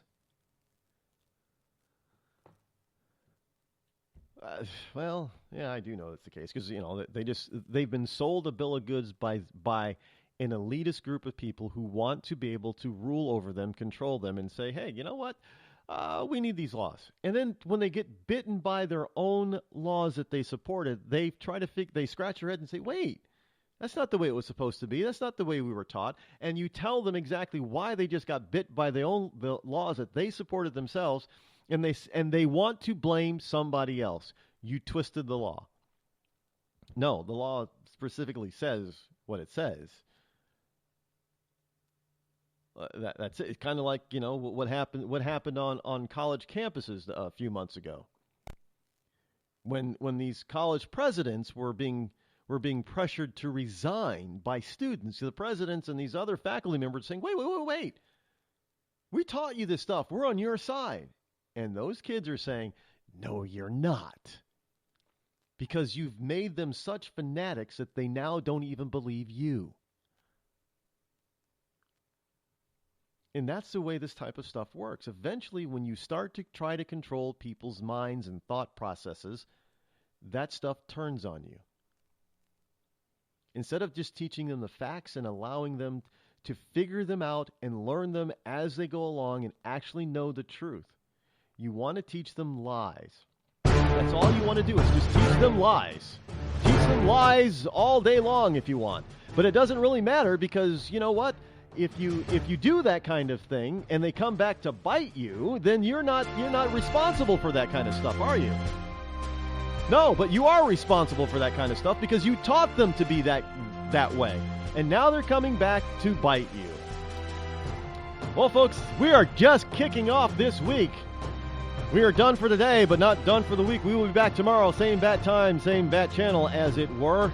Up next is you-know-who, Rush Limbaugh, Sean Hannity. Have a wonderful day. Until then, I'm Rod Eccles. This has been The Rod Eccles Show. I'm out.